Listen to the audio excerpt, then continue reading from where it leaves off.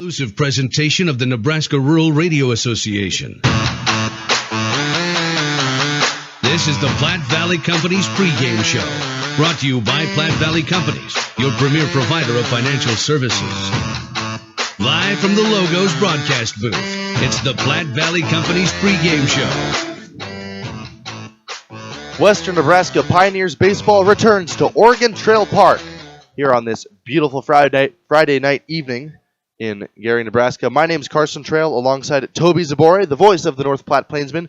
The Pioneers and the Plainsmen squaring off for the 11th time this year. Yeah, Pioneers and the Plainsmen. This is just a rivalry that keeps on going. The Plainsmen making that 3.5-hour trek back up the road to the western part of the state, take on the Piles once again at Oregon Trail Park. Seeming a bit of a different look from this Plainsman side. They've had a couple of players who aren't part of the team anymore. Some new guys who are on the team. The last time these teams faced, they did not get a chance to get out there. So it's going to be an exciting matchup and a good 3 days.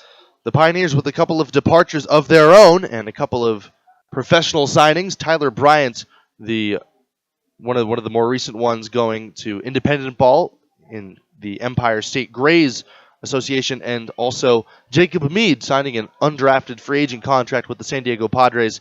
The Pioneers and the Plainsmen with a lot of talent on display here at Oregon Trail Park. The Pioneers returning home after a 2-1 road trip. They took the past two games, scoring 38 runs between them, so their departures on offense and on defense not really hampering their efforts in coming off a strong month of June, continuing that in the month of July.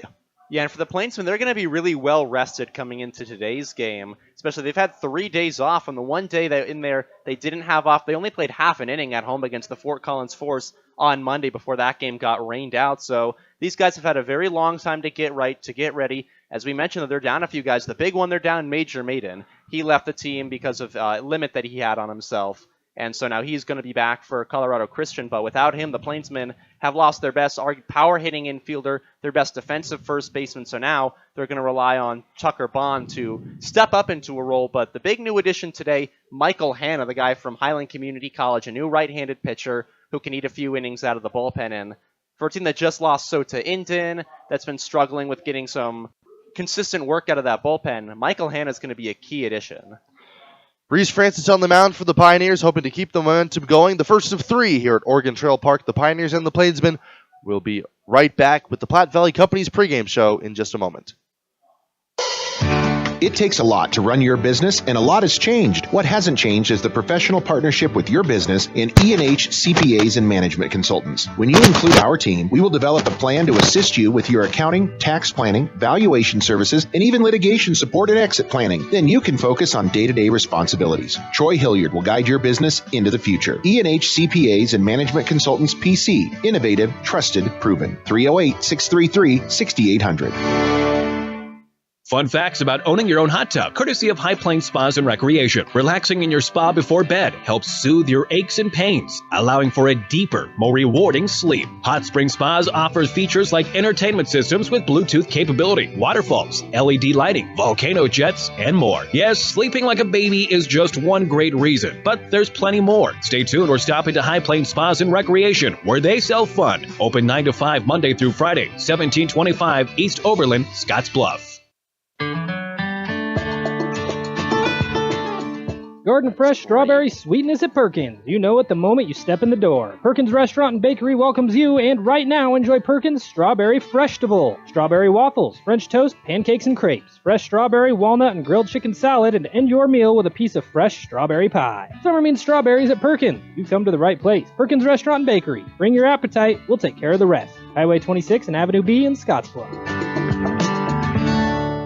KNEB 960 AM and 100.3 FM. Live from the Logos broadcast booth, once again, this is our Scottsbluff screen printing pregame interview featuring head coach Brendan Nelson of the Pioneers. Nelly, a 2-1 road trip in which the offense scored 38 runs in 2 games. What are the vibes heading into this weekend's homestand? Really excited. I mean, anytime you go on the road, you ask to go 500 or better, and in 3 games we won 2 of them, so we did better than that, and so you're excited. Offensively, yeah, we came through when we needed to, and we put up some good numbers. A lot of that, I will admit, probably has to do with the Colorado air. The ball does fly a lot differently, but you still got to put the ball in play and hit the ball hard for ball to go a long way regardless. And so I'm really proud of how our offense handled things. And pitching, it's one of those things where, like the Colorado Rockies, they're never going to have an elite pitching numbers because of the way that the ball flies there. And so,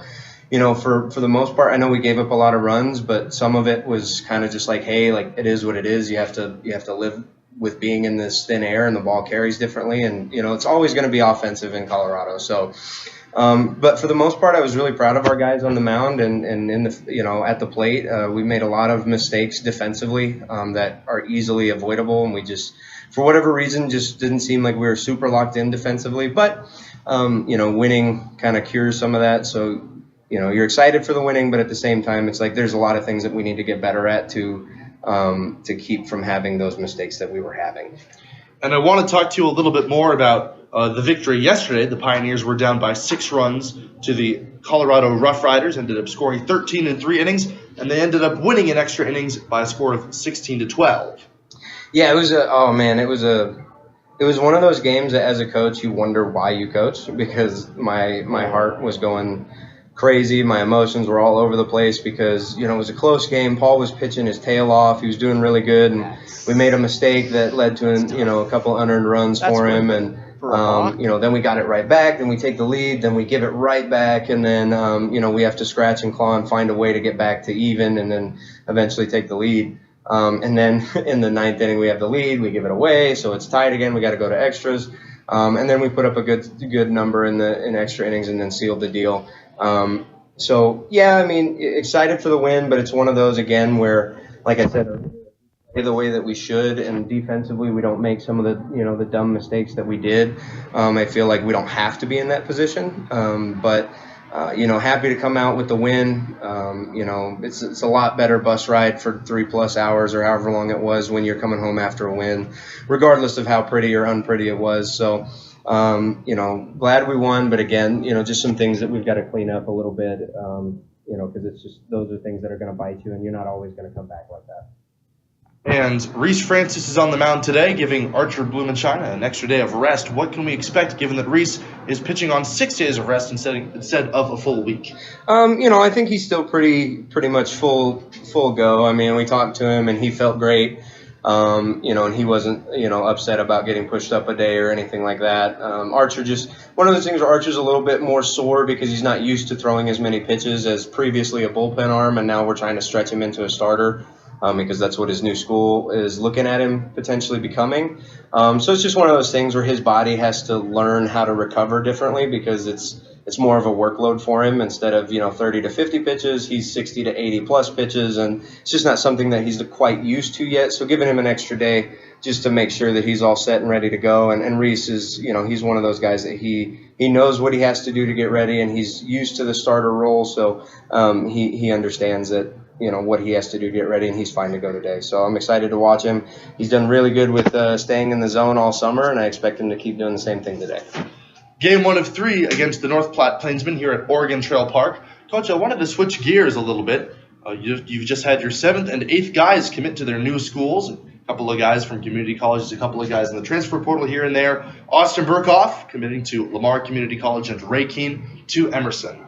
Yeah, I'm super excited for both of them. Ray came here, he was a late addition. I can't tell you how long he's been here, but only a couple weeks. And when he came here, he said, I'm a grad transfer. I'm looking for somewhere to go get my MBA. And, I reached out to as many people as I could, sent videos out to as many people as I could. And, it looks like Emerson took a real liking to him. And Ray's an extremely smart guy, and it takes a smart guy to get into a place like Emerson. And so I'm super happy for him. He came out here with no home, and, he's found a place within a couple weeks. So, really happy for him. And to switch it to Austin, Austin, he was one of those guys that as soon as he got here at the beginning of the summer, that was our main goal was, off the field, we wanted to find him a home. And it took him a little bit longer to find that right fit, but Lamar's been on him for, 2+ months to my knowledge. So for them to actually land him, and, I have a really good friend that actually coaches at Lamar, so I'm really excited for them. They're getting a really good player. I mean, the guy left leaving hitting 400.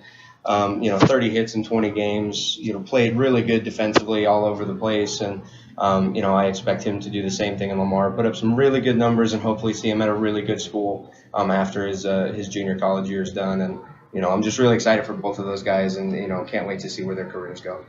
Couple of Pioneer stars leaving the nest. Coach, thank you very much for your time. This has been our Scottsbluff Screen Printing pregame interview. See Shane and his crew at Scottsbluff Screen Printing for all of your fall sports needs. We'll be back with the final segments of our Platte Valley Company's pregame show, including the anthem and the lineups in just a moment. The Pioneers and the Plainsmen coming up after that. Look like a team, work like a team with professional uniforms from Ideal Linen and Uniform. Shirts, pants, coveralls, lab coats, scrubs, cook shirts, aprons, and much more. Ideal also offers flame-retardant garments and feature the Ideal Connect tracking system. So when your uniforms are sent for laundry service, they will be tracked and returned professionally, cleaned and pressed. For a free quote and to see our entire line, go to ideallinen.com or stop by 506 South Beltline Highway in Scottsbluff. Locally owned and operated for over 100 years. Advantage Chiropractic and Acupuncture in Scottsbluff supports the Western Nebraska Pioneers, treating your chiropractic needs from newborn to 100 years old. Dr. Levi Bolin can treat all your hurts, pains, aches, and injuries. If you're experiencing pain in your head, neck, shoulders, arms, mid, or lower back, or down your legs, call for an appointment today. Advantage Chiropractic is also fully certified with Optum BA. If you know a veteran that needs chiropractic care, call Levi today. Advantage Chiropractic and Acupuncture, 308-633-1425. Go Pios! Allo is here to give you the FYI. Are your shows buffering? We know why. Are your games lagging? Don't deny. Are your work calls dropping? Here's the FYI. Your old school internet company can't keep up. They give it a try. Their network isn't enough. Don't get trapped in their gimmicks and lies. It's time to fiber your internet with Allo. Honest, local, and hassle-free is what we stand by. Experience Allo Internet. Visit allofibers.com/FYI. KNEB 960 AM and 100.3 FM. Back on our Platte Valley Company's pregame show, I'm Carson Trail, joined by the voice of the North Platte Plainsmen, Tobias Zabore, and the Pioneers and the North Platte Plainsmen playing their first of three here at Oregon Trail Park. The Pioneers sending Reese Francis to the mound for his third official start at 2-1 record with a 5.50 earned run average in 18 innings pitched. He's kind of a pitch-to-contact guy, but he's a strike thrower, although he'll get knocked around every now and then. And very recently, he's been very effective, limiting the Denver Cougars and their talented offense to 3 earned runs in 5 innings pitched. So he's going to go today. He'll give Archie Blumenshine an extra day of rest ahead of tomorrow's matchup. And the Pioneers hoping to score enough runs behind him so that they don't need to exhaust their bullpen depth, which has really taken a beating over the past couple of games in Denver.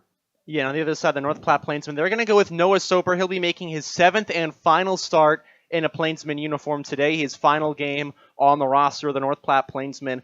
Coming into this game, he has 33 1/3 innings pitched, and he's pitched fairly well. He's got 24 strikeouts. His last game started really solid against the Liberal BJs. It was the first of that 5-day road stand in southern Kansas for the Plainsmen. Through 6 innings, he was pretty solid, had allowed just 3 earned runs, had a couple strikeouts to his name and a couple of hits against him. But really, once you get into that 7th inning, he struggled. He had to face the top of the BJ's order, and everything kind of fell apart for the Plainsmen. They were unable to hold on in this game. But Soper, he's either been able to find in the last few outings, he has found it just 3 earned runs against the Australian select Colts in one of his more recent outings against the Dodge City A's at home. He went 6 innings, allowed 4 earned runs with 4 strikeouts. He had 10 against the Colts, so he's either on or he's off, and the Plainsmen are hoping that in his final start he'll be on. The Pioneers, with an outstanding offensive showing, coming albeit at altitude, a couple of games against the Denver Cougars, and then they capped off that road trip with a single game against the Colorado Rough Riders. They will play the Rough Riders again this coming week before embarking on a long 7-day road trip through the state of Kansas. Toby, you've been on a couple of road trips down there to face Liberal, Dodge City, and Hayes. I guess, what do you think the Pioneers will have to deal with once they're down there in terms of the rigors of being on the road for such a period of time? Yeah, I think part of it is just getting into a rhythm. Obviously, you're at a hotel for all those days, and in a place like Liberal and Dodge City, there's not a whole lot to do, and you're kind of stuck in your hotel, so it's just making sure you're not losing your focus there. And for the Plainsmen, that was the big key, just not losing their focus on the road, and also just have a good time with it. You know, you're going to be on the road for 7 days, but you got to have fun on the road as well. You got to balance that out. Just have a good time, not think too much about the baseball at hand, but then when you get it to the field, you got to start locking in. That's what the Plainsmen did really well against Dodge City and Liberland. Despite only winning one game over their 5-day road stand of the 4 that they played, they looked pretty good early on in every single game. So big key is going to just be staying loose at the first few innings and catching these teams off guard, because the Pioneers can beat the BJs and they can beat the Dodge City A's. They just have to be able to kind of put everything together to do it.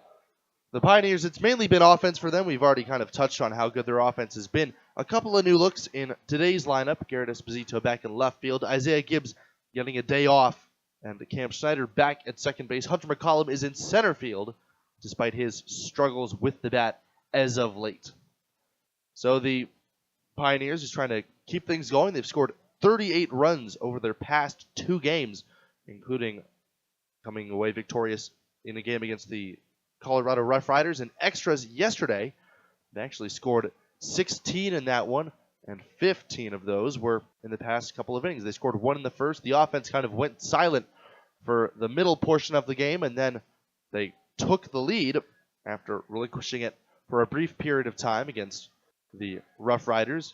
And then after being punched in the teeth with a 7-run last half of the 7th inning, they came back and they scored 13 in their final 3 frames. So this is a team that relies a lot on the big inning, and they are not afraid to really drop a real crooked number on a team like North Platte, or really any team, when they are swinging the bats well.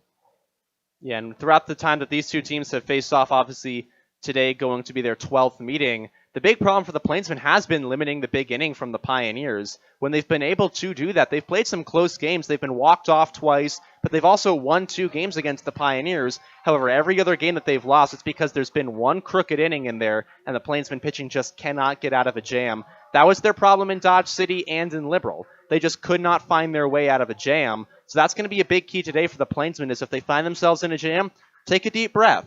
You know you've got a good defense behind you, especially now that Garrett Goldbeck has cemented himself at short. You can do that. And conversely, for the Pioneers, when they have struggled, it's been because they were unable to execute in those big situations. Sometimes they try to take too big swings. That's not really an issue that's sustained game to game. But when they have fallen on some tougher times, it has been because they try to do a bit too much on occasion. So our keys to the game presented by Team Auto Center, the home of the lifetime warranty on every new vehicle from Team Auto. So the Pioneers are just taking the field now as the North Platte Plainsmen line up down the first base side. The Plainsmen wearing unusually kind of a gray on white uniform combination, gray jerseys, white pants. The Pioneers in their home whites. And the Pioneers just getting ready to get started here. Reese Francis goes to the mound, and let's pause for a moment for our national anthem.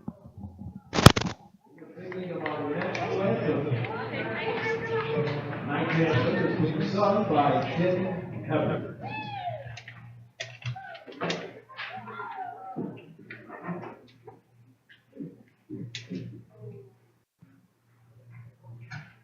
Oh, say, can you see by the dawn's early light what so proudly we hailed at the twilight's last gleaming, whose broad stripes and bright stars through the perilous fight on the ramparts we watched were so gallantly streaming, and the rocket's red glare, the bombs bursting in air, gave proof through the night that our flag was still there.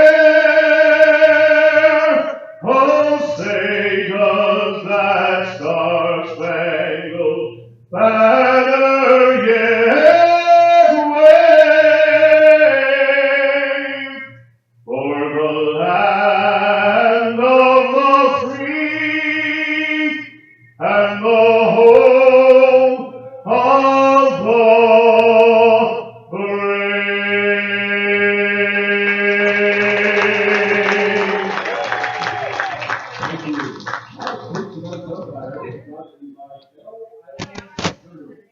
let's take a look at the starting lineups. Toby, if you wouldn't mind reading the lineup for the visiting 9. Yeah, absolutely. Well, leading off, it'll be Zach Knowlton. He'll be out in center field to start the day off for the Plainsmen batters. Garrett Goldbeck, the shortstop, will be batting second, and batting third, Cade Owens out in right field.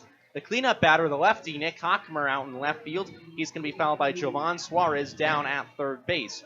Tucker Bond, the first baseman, the Plainsmen only first baseman now that Major Maiden has left the team. He is batting sixth. Trey Runge, the second baseman, will hit seventh. Carmelo Ortiz, the only catcher for a week in North Platte, will be batting eighth. And Kenneth Suki rounds out the starting lineup, batting ninth in the DH spot. And a bit surprising that they're putting him that far down in the lineup.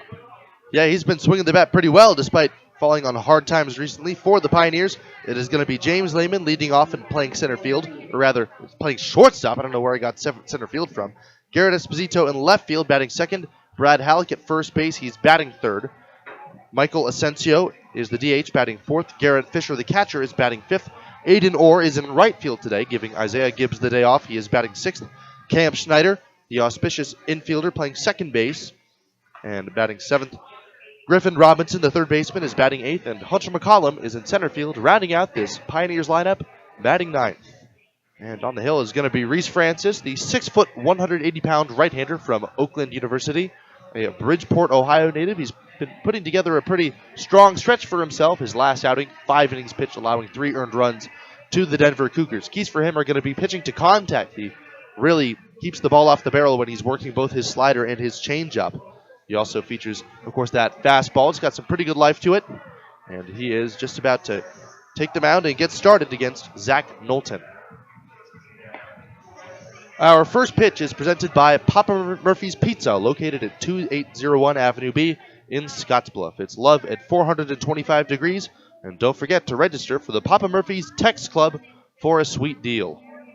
Thank you very much for joining us. Along with Toby Zabore, I'm Carson Trail.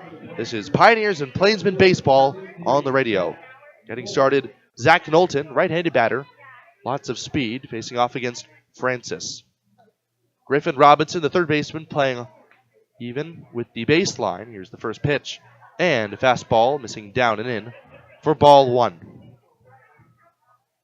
Our game stats are brought to you by Advantage Chiropractic.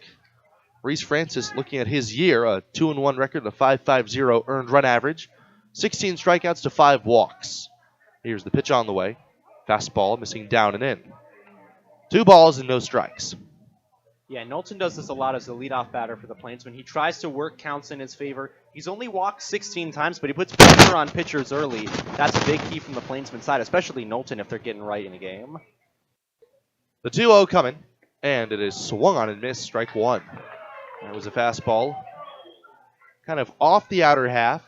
Looks like that Knowlton was really looking for that pitch and subsequently expanded the zone.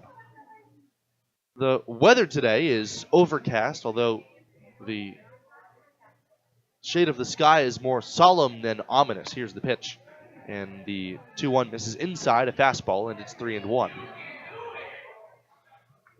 It's going to be interesting to see how Francis being on 1 day less of rest than usual will affect him. Right now in a 3-1 count to the leadoff man, Carter Knowlton. The pitch on the way, Zach Knowlton fouls it off to the left side. Right-hander against right-hander. Carter Knowlton in center field. Even stance as Francis now in a payoff pitch situation. Knowlton, Goldbeck, and Owens to lead things off in the first. Francis sets at the letters. From the first base out of the rubber, he deals, and an emergency swing on an inside slider, and he somehow fouls it off. Yeah, Knowlton didn't want that swing, but it just kind of found the ball, and he's lucky that he knocked it into the screen. So he stays alive with a full count, and that's something that Knowlton has done a lot this season, trying to parlay it into another leadoff walk.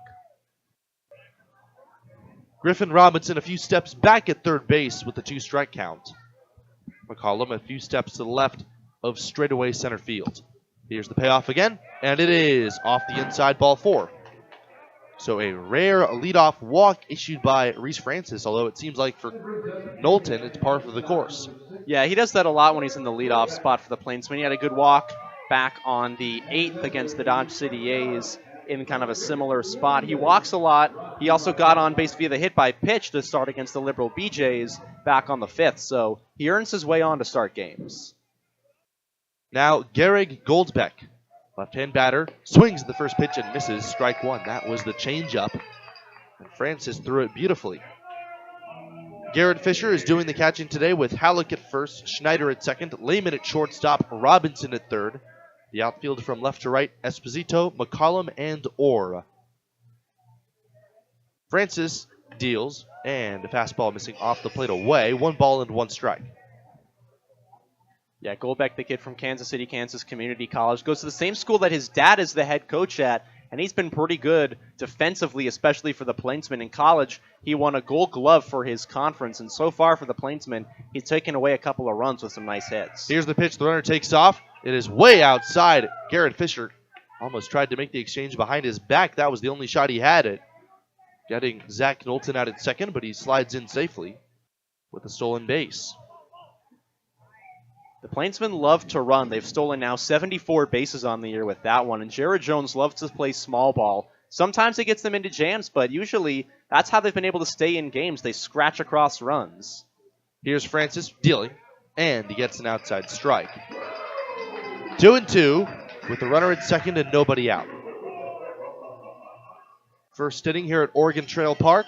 0-0 the score, but the Plainsmen threatening an early runner in scoring position. Francis looks in, gets a sign from Fisher. A look at second. Here's the stretch. Swing and a bouncing ball to the left, to the right side. Halleck gloves it near the first base bag, and he runs it there himself for a 3 unassisted. Knowlton, in the meantime, advances to third. Another one of those for the Plainsmen, hitting him on the ground. They like to move runners over that way. The problem is they just need to get them across in games and not get into too many ground outs.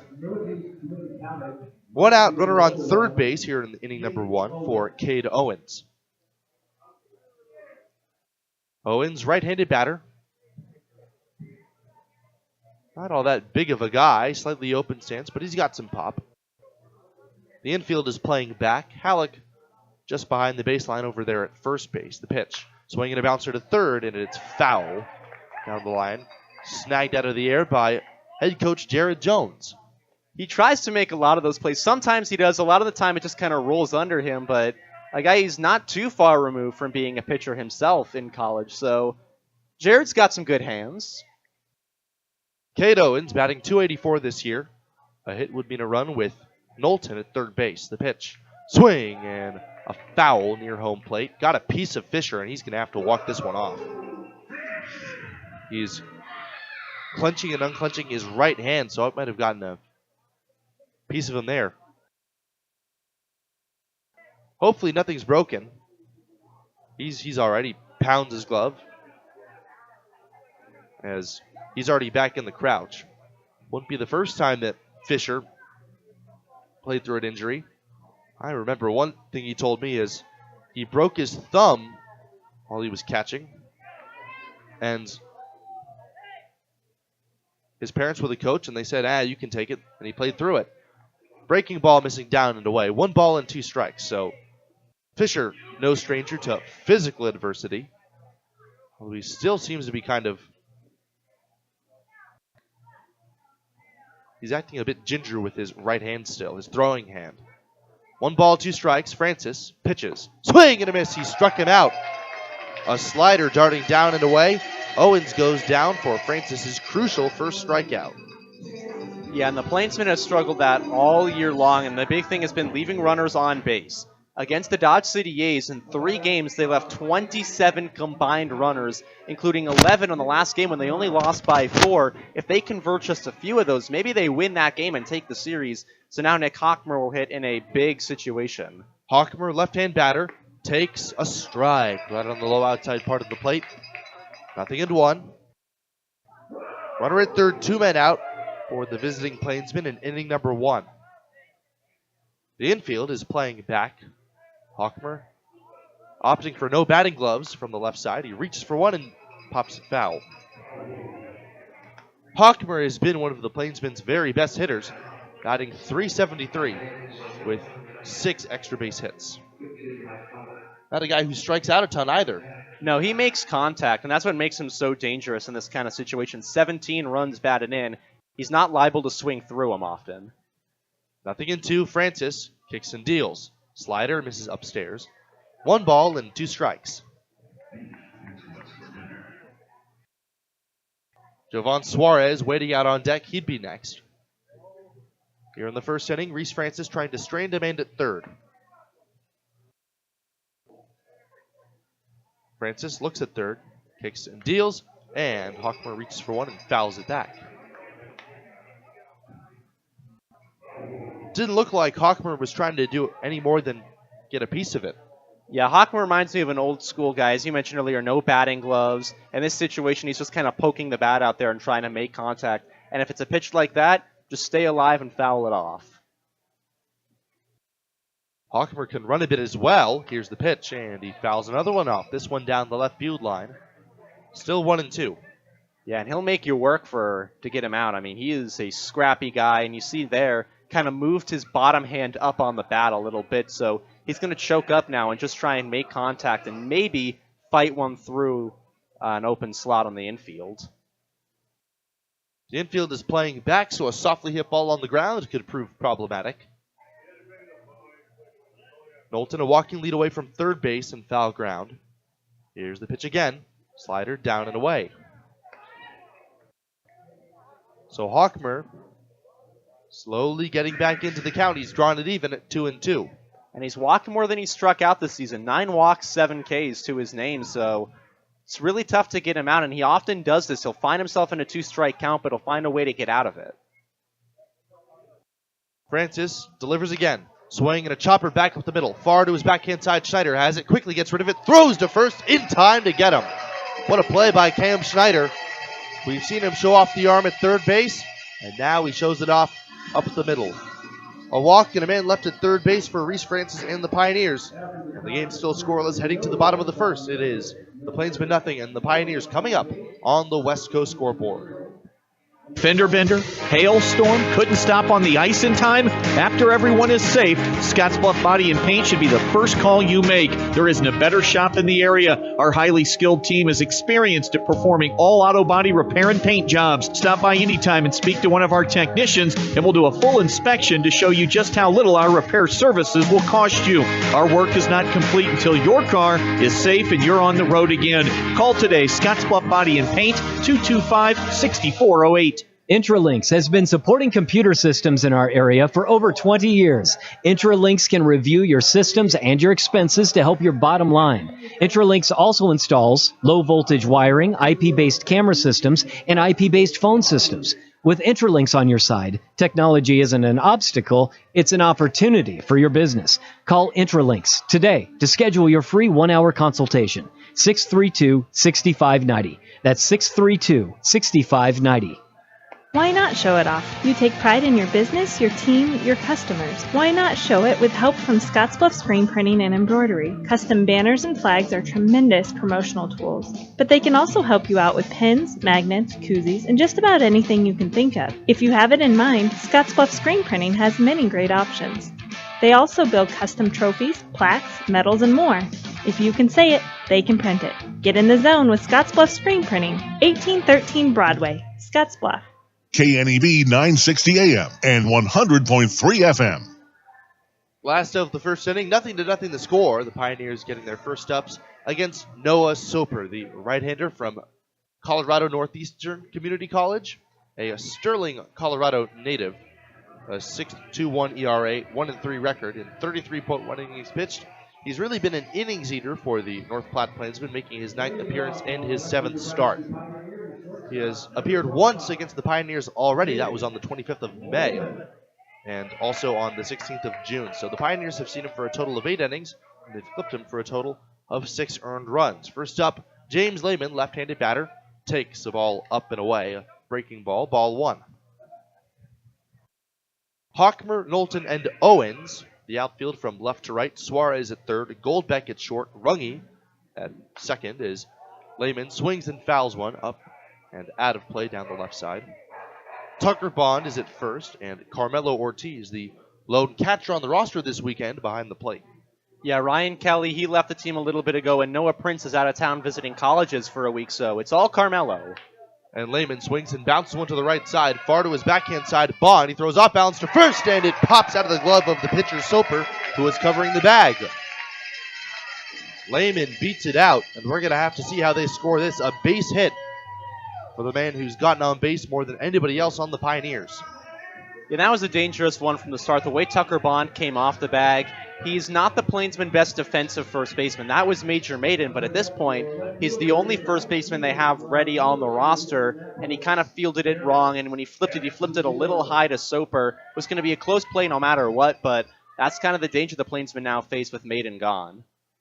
Leadoff man aboard for the Pioneers as Garrett Esposito hits a shot foul, slicing well down the right field line, out of play. No score here in the bottom of the first. The Pioneers with the game's first hit. Lehman, a fast runner with Tucker Bond holding.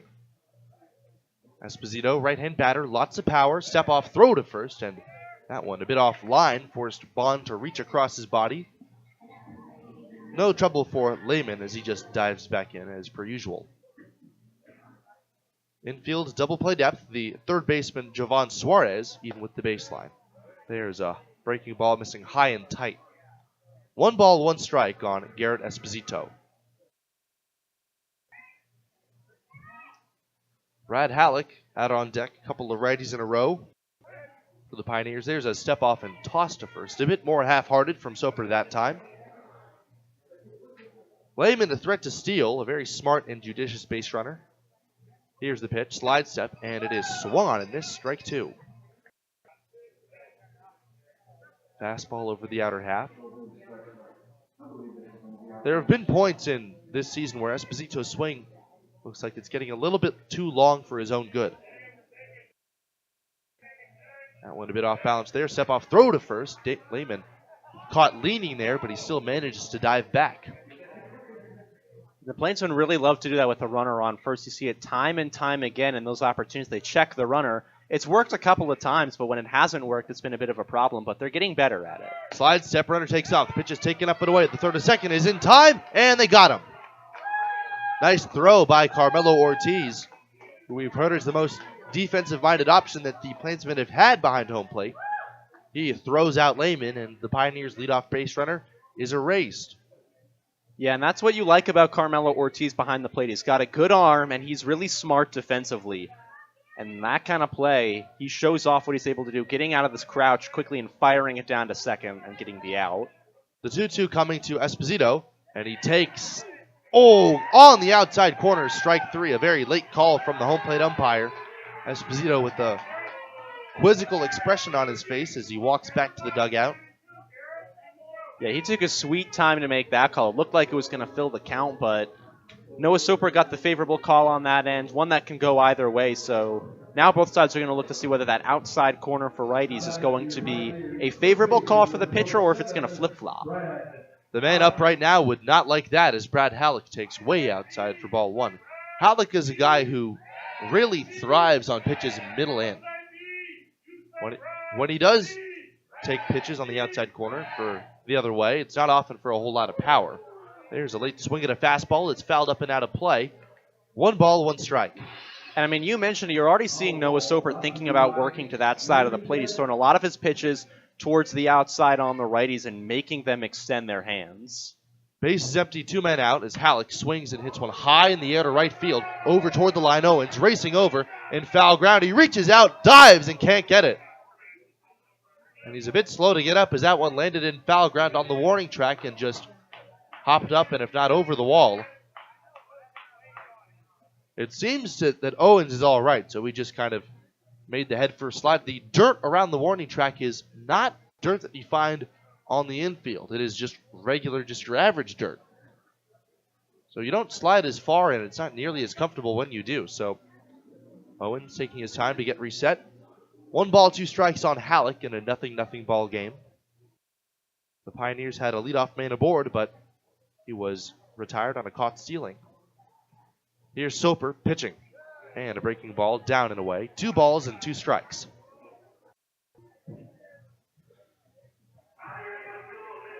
Halleck, big, strong right-handed batter, lots of power. His stance closed slightly, possibly to cover that outer half. The pitch, breaking ball, down and away. 3 balls and 2 strikes. Nice long at bat for Halleck as he tries to extend the first. Infield's playing back. Halleck more powerful than fast. Not all that fleet of foot. The pitch. Slider swung on and hit right off the end of the bat on one hop to the pitcher Soper, who charges, throws to first in time, and the inning is over. So Soper faces the minimum here in the first, a hit, and no one left for the Pioneers. The score is 0-0 as we go to the second on the West Coast scoreboard. Behind every farm and ranch is a family. At J.G. Elliott Insurance Center, we treat all our clients like family. I'm Lex Larson, farm and ranch insurance producer. Together, we will work side by side to get to know you and your operation. We can provide comprehensive coverage for your farm, ranch, machinery, livestock, and so much more. The right insurance can help protect your family, your future, and keep your operation running in every season. Give me a call at 308-635-2023 or stop by our office in Scottsbluff. J.G. Elliott Insurance Center, a Platte Valley company. At Wells Fargo Advisors, we found...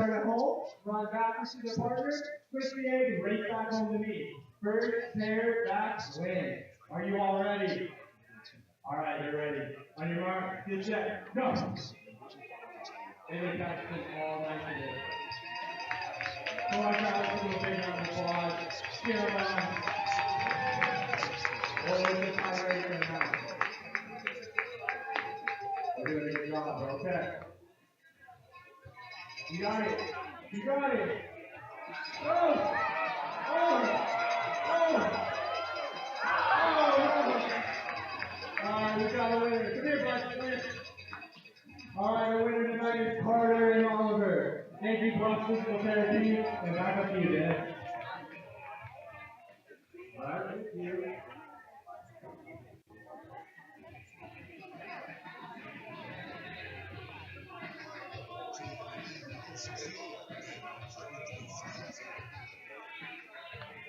No score as we head to the top of the second inning here at Oregon Trail Park. The Plainsmen sending up to bat Suarez, Tucker Bond, and Trey Runge. Yeah, in the last inning, they had a man down at third base, but they have struggled to get men in to score really ever since they had that long homestand. They struggle against the Liberal BJs. They really struggle against Dodge City. They did in the last frame. And now you've got a part of the lineup where you've got guys who have showed power, but who have also been incredibly rough at the plate this season. So if they can start turning it around now, maybe that lineup can start finding its groove. But it all starts with Jovan Suarez, who is starting to find it again after he's come back from vacation. So Reese Francis back to work, facing the 5, 6, 7 hitters. Jovan Suarez, the first man he faces, lots of power, the third baseman, who's been in the Plainsmen starting lineup since day one. The Pioneers have seen quite a bit of him, although he doesn't have all that much in the way of success. Infield's playing back. Right-hander against right-hander as Francis gets a first pitch breaking ball over the inside corner for a called strike.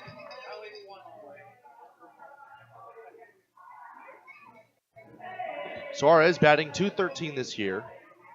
A third baseman by trade. He's had problems with the swing and miss, striking out nearly 33% of the time. There's a ball taken a bit inside. And the count is 1-1.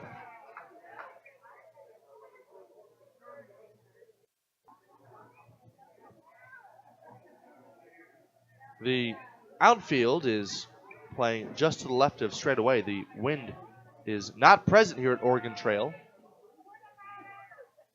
Flags drooping straight down. The pitch is a bit low. 2 balls and 1 strike. The count is listed as 1-2, but the umpire on the second pitch, I don't recall him making a signal. It didn't look like he made a single, but there he showed the hands. It looked like he said 1-2, so I guess it was just really small because I couldn't see it.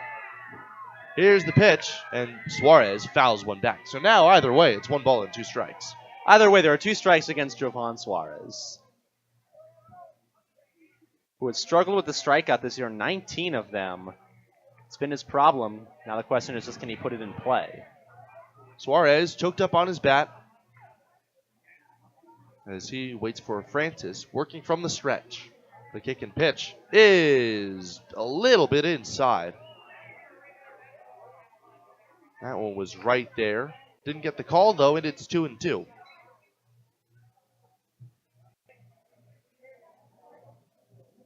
Pretty good crowd here at Oregon Trail Park on this Friday night of baseball action. The sun hasn't quite begun to set. There's still plenty of daylight to work with. Francis steps off, reassesses things. It's 2-2 to Jovan Suarez. Suarez, the Salina, Kansas native, waits as the pitch is called. Strike 3 at the knees. Second strikeout for Reese Francis here in inning number 2. 0-0 as Tucker Bond will get his first shot. Bond's big, strong right-hand batter. Now the full-time first baseman for the North Platte Plainsmen with the departure of Major Maiden. Francis deals his first pitch, and a ball hit right off his front foot, dribbling out toward third base. It's picked up by Griffin Robinson, but the ball was ruled foul. Yeah, Bond's been streaky this season. There have been times when his bat has been ice cold, but then there have also been times like recently where he starts to find his groove. He's only hitting 180, but when he's in that groove, he's got a couple of doubles to his name, 7 runs batted in. If he starts to get hot, I think the Plainsmen can see some of the power he provided for Oklahoma Panhandle State his past 2 years there. Here's Francis pitching, and a swing and a miss on a sharp slider darting down and away. Strike 2. Base is empty with the men out here in the second. Reese Francis, who is not allowed to hit as of yet, sets, kicks and deals, and a swinging strike 3. Another slider. This one well off the outside corner, but still enticing enough for Tucker Bond to swing and turn into Francis' third strikeout.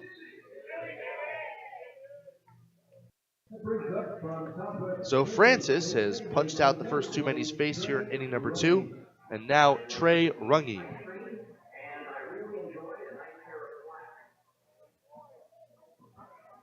Runge adding an abysmal 0.73 swings in the first pitch, a fastball for strike 1.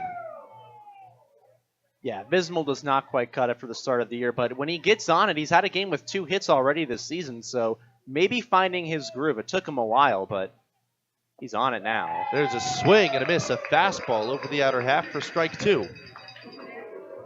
So Francis, a chance to strike out the side.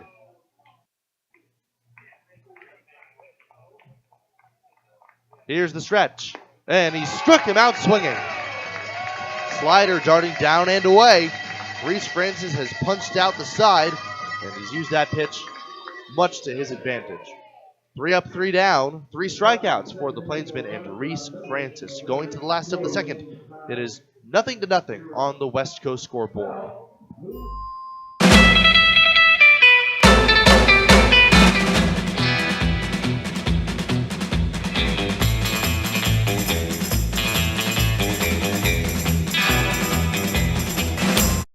We can sum up McDonald's new crispy chicken sandwich in one word: crispy.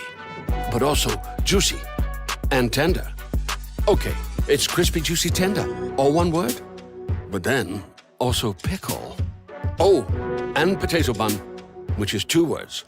Okay, we can't sum up our new crispy chicken sandwich in one word, so you'll just have to try it to understand it. Order ahead on the McDonald's app at participating McDonald's. Ba-da-ba-ba-ba.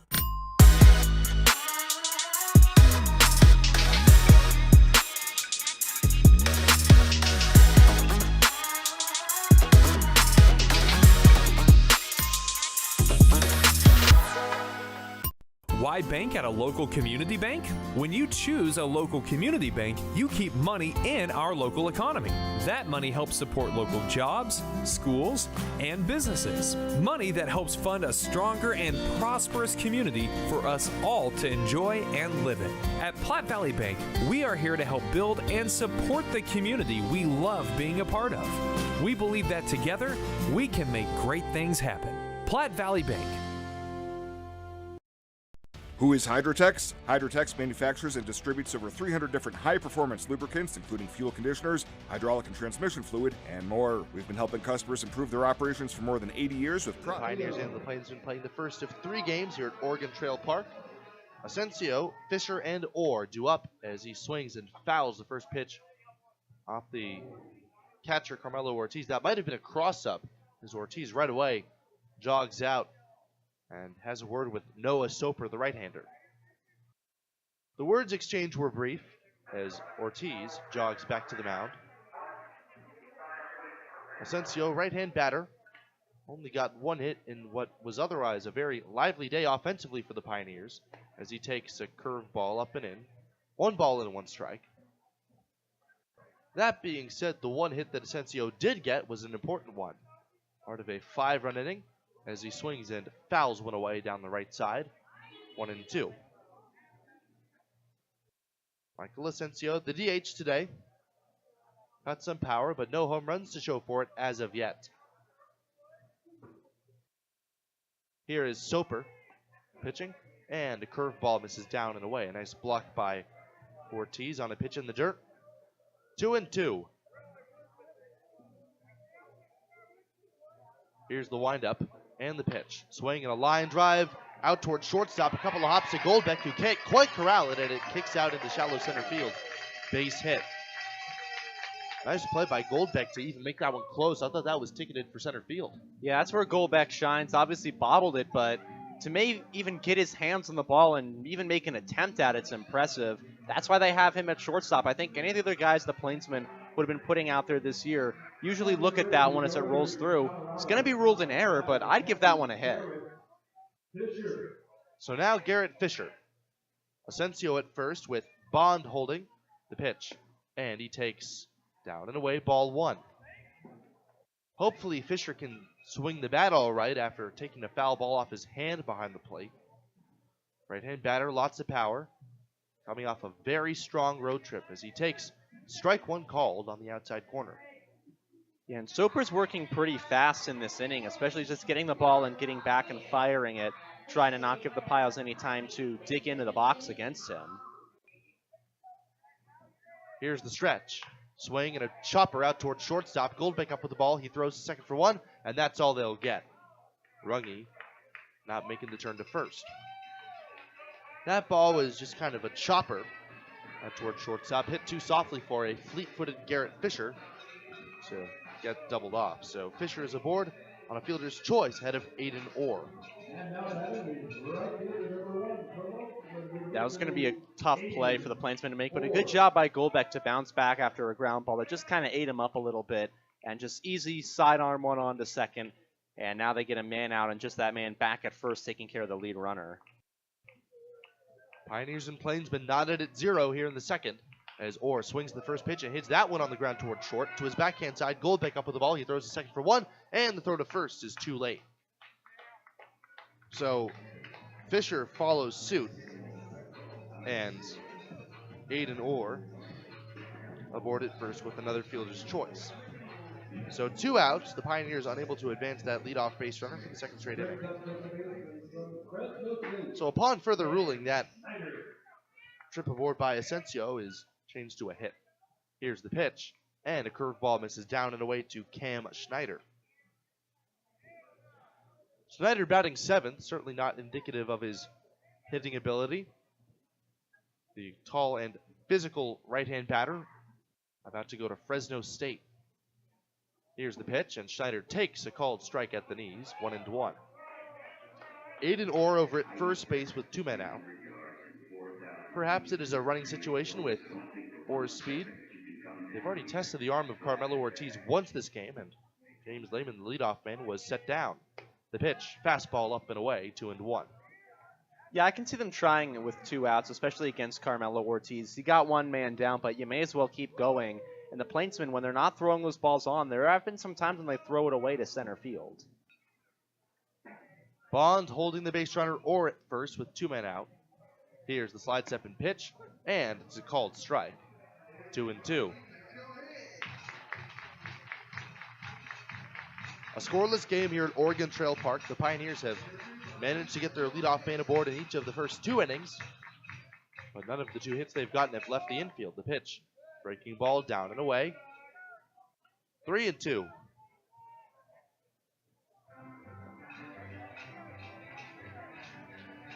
Aiden Orr will get a head start, so a ball in the gap will likely score him. Snyder facing the right-hander, Noah Soper. Slide step in the pitch. There they go. And there's strike 3 called on the outside corner. Schneider disdainfully looks back at the home plate umpire. He had already tossed his bat aside, and he thought that pitch was well off the outside corner. But Schneider goes down for Soper's second strikeout. Once again, the Pioneers get a man aboard, and they do not score him.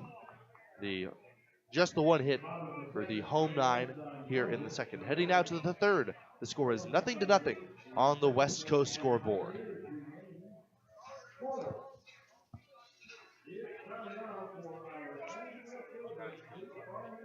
That looks a little outside. This home plate umpire waits a while to make his call. That looked like ball 4. Yeah. You gotta make I'll take it, but you gotta make that decision faster. And if it's that, let's call it a ball. There we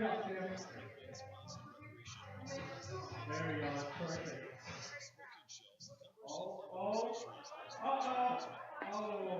Okay, we got 3 left. My money's still on Micah. God. I saw that he hit a home run. I didn't know that he hit it that far. We just need to clean up against the Cubs. Clean up against the Cubs. We'll be in good spot in the division. As long as we finish better than the Yankees, I'm happy. Yeah, I don't care if we don't make the playoffs. Be better than the Yankees. You know how you guys have been. I love Jared.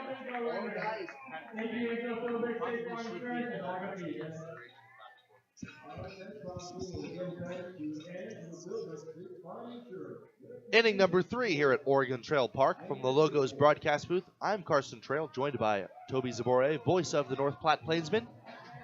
Here on KNEB, the first of a 3-game series for the Pioneers as part of a 6-game homestand. So the Pioneers, once again, scoreless in the second inning. Reese Francis back to work after punching out 4 of his last 5 hitters. Carmelo Ortiz, right-handed batter, the catcher, is leading things off. Francis has worked very well through the first couple of frames.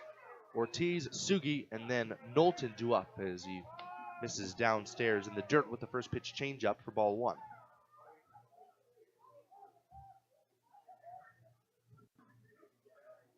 The Pioneers have been very good as of late. In July, they are, I believe, 5-3. 6-3 with the win yesterday. There's a pitch missing down. 2 balls, no strikes on Carmelo Ortiz. 6-3 is pretty good, but when you consider they were 13-3 in the month of June, leaves perhaps a bit to be desired, especially given the conversation we had with head coach Nelson earlier today. There's a fastball down and away. 3 balls, no strikes, and Francis taking a breath, trying to get settled back in. Infield's playing straight away. Carmelo Ortiz, the defensively minded catcher for the Plainsmen. He's the only one they've got right now, too. Here's the pitch. Fastball right down 10th Street. 3-1. Ortiz wasn't even going to lift the bat off his shoulders there. He was standing like a statue, straight on up, just trying to take that one and work a walk. So now he'll get back into his hitting stance and try and hit something if it's in the zone.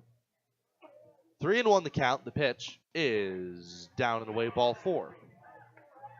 Didn't miss by a whole lot, but Ortiz wisely laid off. 2 walks allowed by Francis now in the 3rd inning. 1 in the 1st, and now a leadoff man here in the 3rd.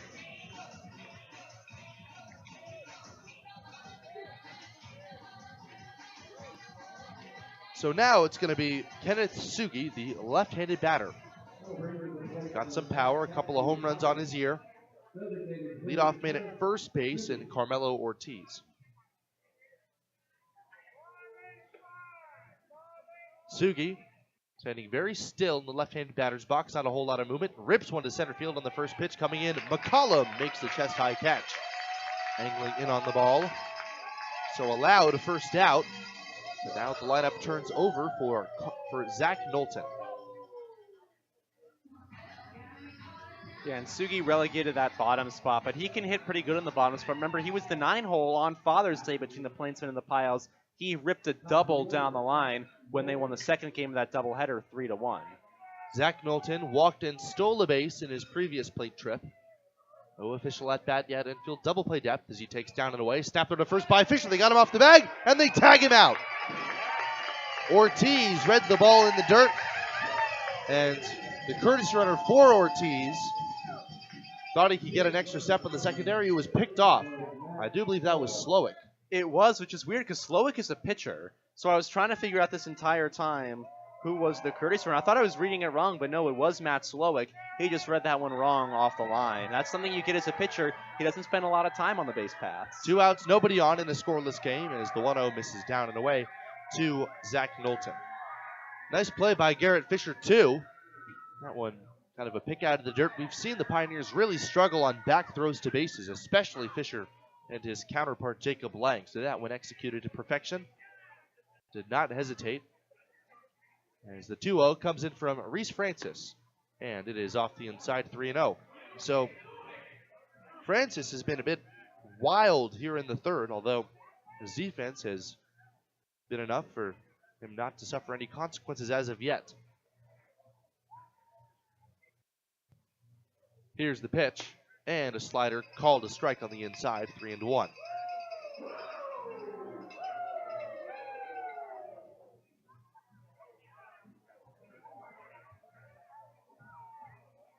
Knowlton, one of 10 sophomores on this Plainsmen team. As he waits, the pitch is bounced on the ground down the third base line. Foul. Griffin Robinson pursues and gloves it out near the third base coaching box. Francis hoping to punch out Zach Knowlton to end things here in the top of the third.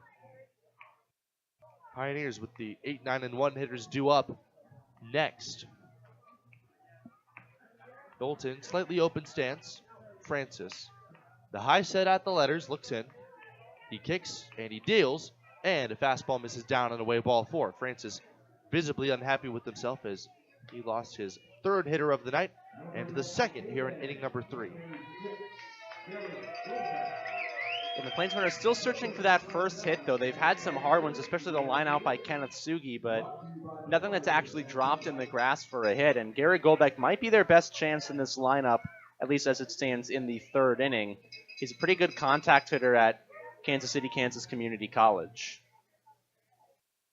Is there a Kansas City, Missouri Community College? I don't know. Here's the pitch, and a fastball misses down with some sinking action. 1 ball and no strikes. All I know is that good acronym, KCKCC. It's really fun to say.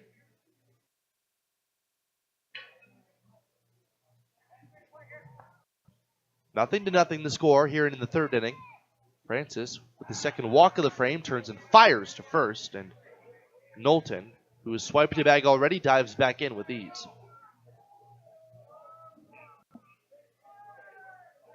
Couple of free passes allowed by Francis, but only the 1 man on after a nice defensive play and a snap throw by Garrett Fisher. He has been great on both sides of the ball lately. Here's the pitch, swinging a smash past Brad Halleck into right field, a base hit. Racing around second, Knowlton. He's going to head to third. Here comes the throw. It is cut off. Snap throw back to first, and they don't get him. It looked for a moment that Goldbeck, who went back to the bag standing up, was off the bag, but only one umpire today, Jordan Balthazar, flying solo, did not see him off the bag. So it's a single for Goldbeck. You called it, Toby, the first hit of the game. And the Plainsmen have him at the corners with 2 men out. And that's what he does kind of with the Plainsmen when he gets his hits. He just kind of slaps them where they ain't. And that's a good hitter, and he's not getting a ton of power. You know what you're going to get with Garrett Goldbeck. It's not a power hitter, but it's a contact hitter. Didn't look like a slap to me. That ball was smoked. Now Cade Owens, right-hand batter. The number 3 hitter up with runners at the corners, swings and misses at a slider, strike 1. The defensive play made by Fisher on the leadoff base runner, looming large now. Runners at the corners, 0-0 the score here in the third. Francis looks in, deals his 0-1 pitch. The pitch is taken for a strike. The throw to second base is too late, and it kicks away from Schneider. The runner from third, Knowlton, took off for the plate anyway, and I do think he would have made it regardless. It is a double steal, and the Plainsmen lead it 1-0 here in the third. Jared Jones loves to call the double steal. If you're ever in a situation with runners at the corners, and especially 2 outs as an opposing team against the Plainsmen, you have to watch the double steal. And it's worked a surprising amount this season. They get that throw down, and they usually got a guy down at third that's able to have the speed, and Knowlton being that man, he just took off, and I don't think they were going to have him. A bit surprised that the Pioneers did not put the play on where you cut the throw off or not make a throw. It looked like Goldbeck got a really good jump. He's in scoring position now for Owens. The pitch on the way, and it's reached for and missed. Strike 3. So the Plainsmen get 1-on-1 hit and a couple of walks. That 2-out walk looms large here in the third. 1-0. The Pioneers are trailing with Robinson, McCollum, and Lehman coming up on the West Coast scoreboard.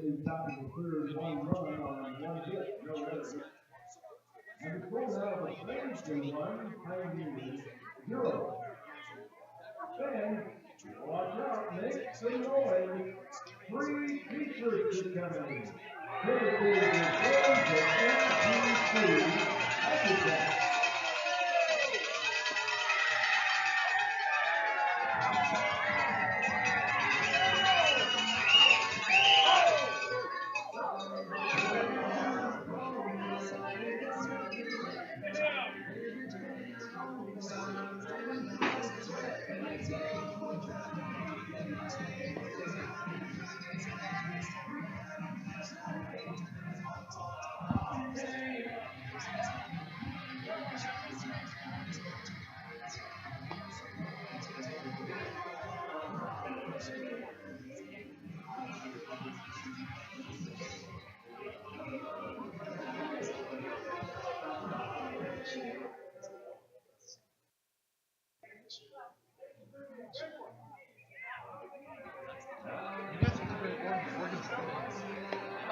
Did not know that was the thing. Yeah, so there's a chili cook-off, the mud volleyball run, Saturday night tomorrow.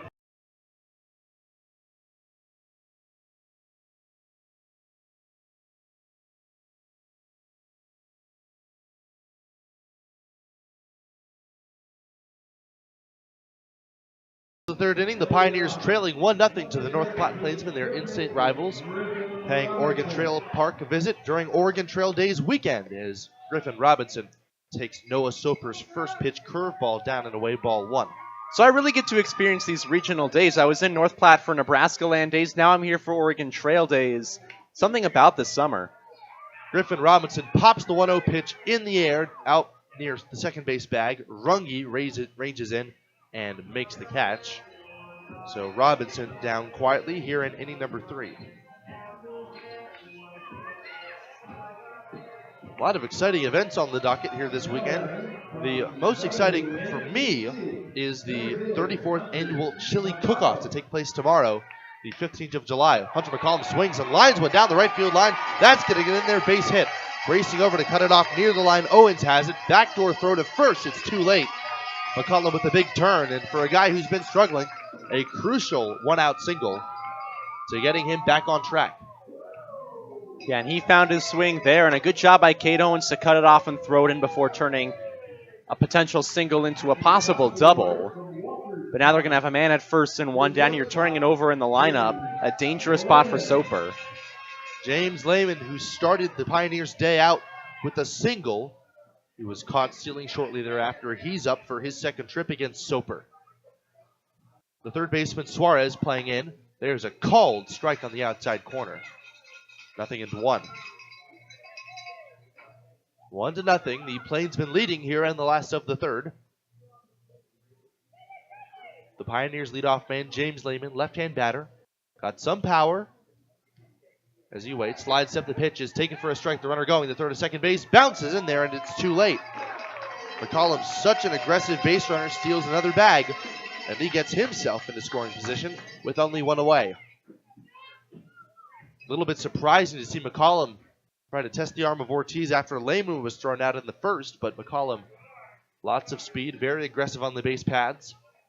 Slides in there, feet first, and safely. Runner at second, 1 man out, nothing in 2 on Lehman. The pitch is taken down and away. A bit of an asymmetrical strike zone from Jordan Balthazar. The right-handers really not getting the outside corner. The left-hand batters a little bit tighter. Yeah, they is kind of making Soper pitch inside now to Lehman. 1 ball, 2 strikes. Lehman with outstanding bat-to-ball skills waits and fouls a pitch off. Gets a piece of Ortiz as it trickles away. So he's going to get up and walk this one off.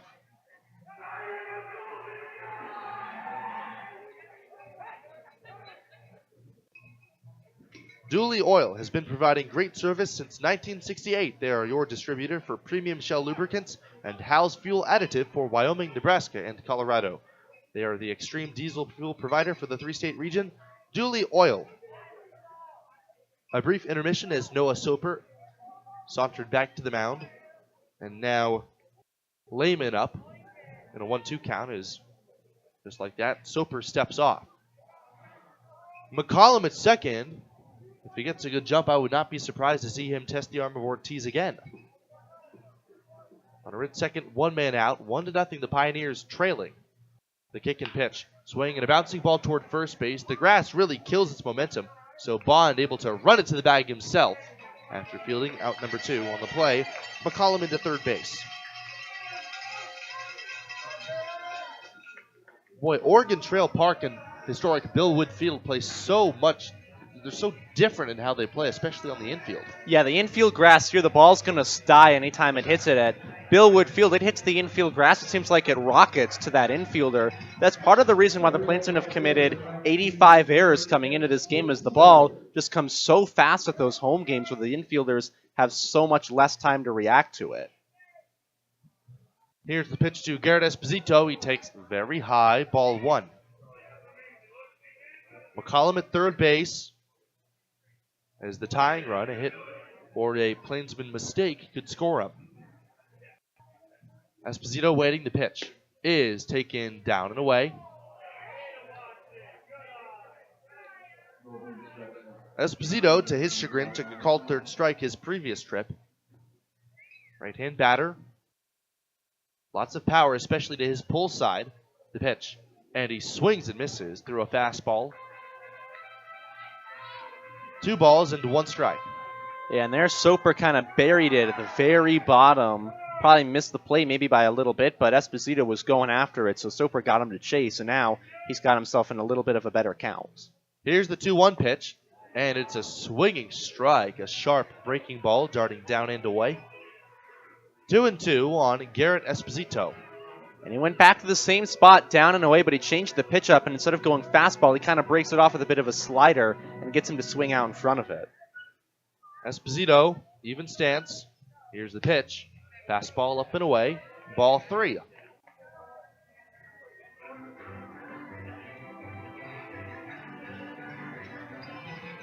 Garrett Esposito, one of 3 Garretts on the team, with Garrett Hames and Garrett Fisher.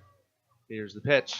And a breaking ball swung and hit high in the air toward foul ground down the right side, and it lands out of play beyond the first base party deck. A very crowded couple of party decks here at Oregon Trail Park. Over 100 people. In fact, some of the general admissions area down the third baseline is cordoned off. 3 balls, 2 strikes, still on Garrett Esposito. Runner at third, 2 men out. Pioneers trailing by 1 as Brad Halleck looms on deck. Here's the payoff again. Curve ball inside, ball 4. He buckled his knees with one. And I do think that Noah Soper thought he had strike 3. Yeah, Soper thought he had strike 3, but that one was a bit inside. So now both Soper and the batters have had the same reaction on a full count, where they think they get the man out or get the walk in. They're proven wrong. Runners at the corners now for Brad Halleck. I wonder if the Pioneers would consider giving the Plainsmen a taste of their own medicine. You think they would? Lots of speed on the bases. Brad Halleck not swinging that out of a bat. Swings at the first pitch and fouls it back. Strike 1. Esposito at first. McCollum at third. Lots of speed. That is how the North Platte Plainsmen got what at this point has been the only run of the day, a double steal. A look down at first base, slide step in the pitch. Curveball called strike 2. That was a breaking ball that just snapped right over the middle of the plate. Looked like it startled Halleck a little bit. 0-2. The runner from first takes off, the step off, and there will be no throw. Garrett Esposito just took off, and Noah Soper was none the wiser to it. By the time he stepped off, he was 2/3 of the way with the full head of steam, heading into second base. 0-2 on Halleck. The pitch, very high and outside, 1-2. Yeah, Noah Soper did not even realize the runner was going down from first in Esposito. He was concentrating on the plate, and even if he had noticed, I don't know if he would have thrown over just in case of the double steal. McCollum at third, Esposito at second. A base hit could put the Pioneers ahead.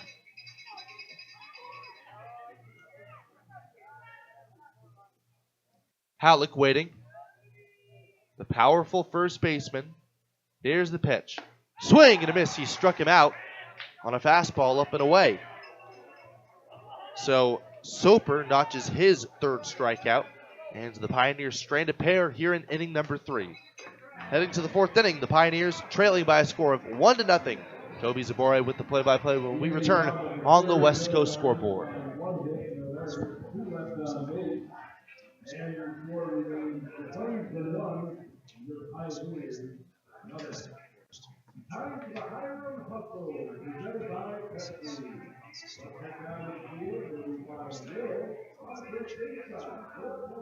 What's going on? So we got Hudson here at first base, and we got Myra at second, and they're going to be racing to third and then by Pepsi. Here we go. 3, 2, 1, go!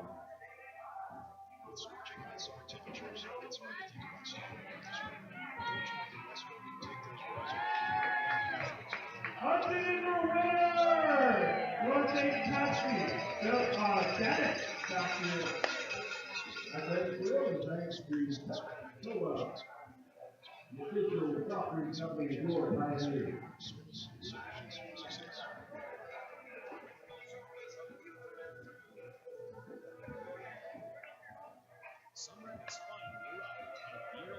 Score? 5-2 Sox. We're taking care of the Cubs. We're trying.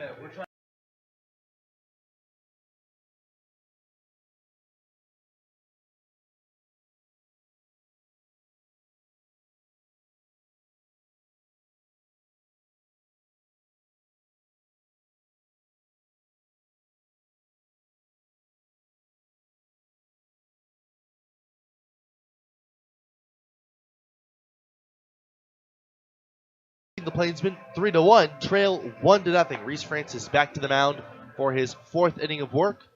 He will face Nick Hockmer, Javon Suarez, and Tucker Bond is now with the play-by-play, the voice of the North Platte Plainsmen, Toby Zabore. Thank you, Carson. As Hockmer coming up to the dish, he grounded out to end inning number 1 on a nice play by Cameron Schneider, a 4-3 putout as the lefty. With the Plainsmen on top 1-0, entering the top half of inning number 4, trying to start an inning where the Plainsmen would like to pad their lead. Francis comes on set. The first pitch of his 4th inning of work out there on the mound. It will be a ball just a bit outside onto Hockmer, so the count 1-0.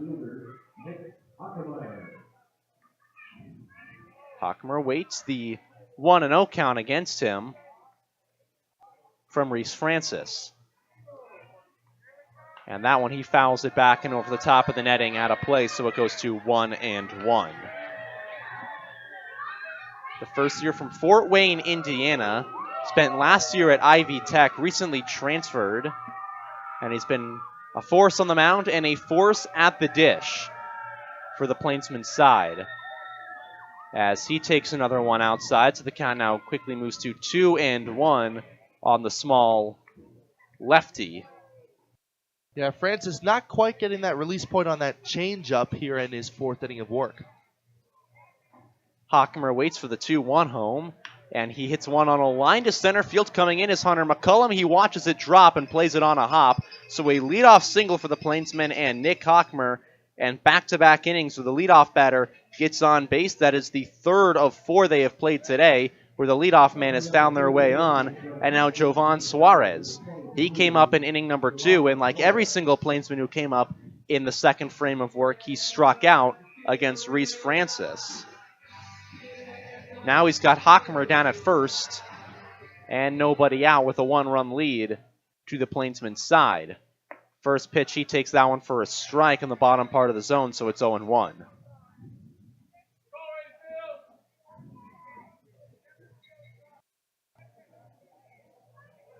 Suarez, today's third baseman for the Plainsmen, waits with an 0-1 count, and he will hold on up and wait on the call from the home plate umpire. It looked like he was going to say strike, but now he kind of pulls himself back in, so the count is 1-1 on to Suarez. Well, I guess that answers the question, how far is too far outside? We finally have our spot on the outside for a righty, and Francis fires that one, and that one will be right around the same spot, bit outside, so it's 2-1. Suarez hit .218 while at Heston College down in Kansas, trying to recapture some of that with the Plainsmen hitting .213 entering today, and he fouls one off to make it 2-2. Waiting on deck is Tucker Bond. Plainsmen would like to have a couple men on base for Bond to unleash his power. Hockmer is down at first after his leadoff single. Suarez digs back in, waiting on a 2-2 pitch. Nobody out on a runner at first. Francis checks the runner at first, and he is back in time. Throw was a little bit off, and a nice job by Brad Halleck to reel it in. So still 2-2, with Hockmer down at the first base bag. In the top half of inning number 4, Plainsmen leading 1-0. The 2-2 home is a foul ball right side again, and we'll stay right where we are.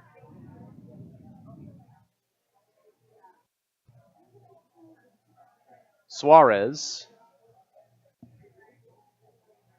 struggled a little bit. He took some time early on in the month of June to go spend time with family in Hawaii. After that, he struggled. Now he's found his groove again. The 2-2, and that one is taken away, full count. He was 3 for 14 going into the 26th of June, 1 for 11 in the week before then, and then he had a 2 RBI single in that game, and ever since then he's been clawing his way back to above the Mendoza line. Now he's got a full count, nobody out and a runner at first. The payoff pitch, runner goes swing and a miss, and a ball in the dirt, throw down to second will be in time, and they got him. Oh, they called interference. That would be the call. I guess they say Suarez got in the way and has walked back to the dugout. So an interference on Hockmer, and there are 2 men down. I do believe the interference was on Suarez. The swing took him out of the third base batter's box. And I think leaning over and away as the pitch was down and away, Fisher had to gear up and throw to second. And I think the judgment of the umpire, Jordan Balthazar, was that he was in the way of the throw in some capacity. And that is what he is now explaining to Plainsman head coach Jared Jones. As Suarez, as you mentioned, when he was swung through that one, leaned in the way of it. So with that interference, there will be 2 men out, and Tucker Bond now coming up to hit. Nobody on base, and the leadoff batter retired. You know what I just realized? There's only one umpire today. That's Balthazar behind home plate. You can barely see the second base bag from where we're standing. You are right. That bag is now covered in dirt. It is maybe 1 shade of tan away from the color of the infield dirt. That is a strike, going 1 to Tucker Bond with 2 men out here in the top of inning number 4. I mean, I know umpires have a home plate brush, but you ever consider the fact that they might need a second base brush, walk all the way out there, dust it off? That one caught Tucker Bond, so a 2-out hit by pitch. After this inning is over, Jordan Balthazar might have to walk out there and get the leaf blower clean off that bag, as it's going to take more than a brush to get that thing clean. So now Runge will come up to hit. Man at first, 2 down. He struck out to end inning number 2 as part of the striking out the side that Francis was able to do in that frame. Runge is staring down the barrel of just 4 hits on this season. and he will take strike one. He has had himself nothing short of a rough start to his summer ball year, trying to turn it around in the final month. He also struggled in 2021 with the Southside River Sharks of the Coastal Collegiate Baseball League. That is a strike, and now Runge faces an 0-2 count with 2 men down and a runner at first. Plainsmen leading 1-0 in the top half of the 4th inning. As Francis trying to work himself out of a bit of a jam. The 0-2 delivery, and that one is down and away, so it's 1-2. Runge lives to see another pitch.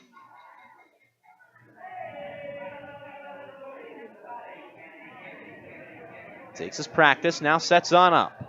Waiting for the 1-2 home from Reese Francis with Tucker Bond on the first base bag. And that pitch will be a bit outside, so the count is even at 2 apiece. So Runge has clawed his way to an even count with 2 men out. Trying to send this at-bat on to Carmelo Ortiz, who is waiting on deck for the Plainsmen. The 2-2 delivery, and that one is inside, ball 3, and the count will run full. Ortiz on deck, waiting in the wings. After that, Kenneth Sugi is down in the hole. Full count, 2 out, runner at first. Bond was hit by a pitch after the strikeout batter's interference. Francis sets, and the payoff pitch. Runner breaks, takes, strike 3 called. Inside, and the inning is over. Reese Francis works himself out of a couple of jams, leaves a man on base, and we will go to the bottom half of this frame. Plainsmen still up 1-0 on the West Coast scoreboard. It's made in the USA. We sell directly to customers and can even deliver right to your door to offer excellent service and value. Our products are made to exceedingly extend drain and grease intervals to reduce maintenance and labor costs to improve the budget. Whether you're in a factory, farm fleet, or like to go fast, Hydrotex is here to help. Visit your local Hydrotex dealer in person or online today. Who is Hydrotex? Hydrotex manufactures and distributes over 300 different high-performance lubricants, including fuel conditioners, hydraulic and transmission fluid, and more. We've been helping customers improve their operations.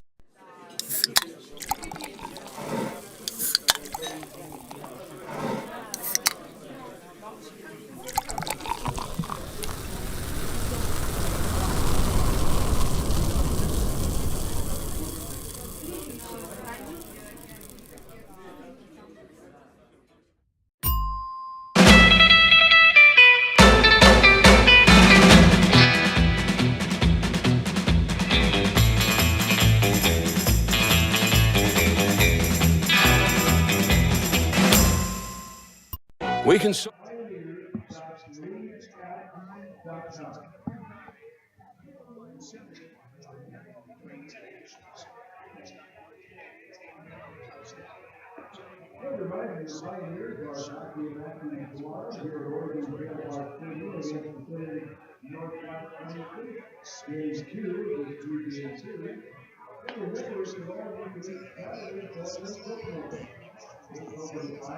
Tobias Zabori and Carson Trail in the Logos broadcast booth. Viera Wireless, Hometown Roots, Global Reach. Viera Wireless, Scottsbluff.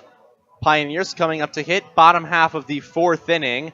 Down by a run. They will have 4, 5, and 6 due up against Noah Soper, who in his final outing in a Plainsman uniform is having himself so far a fairly good day. He's already stranded 3 runners. He has struck out 3 batters, and now he gets Asensio.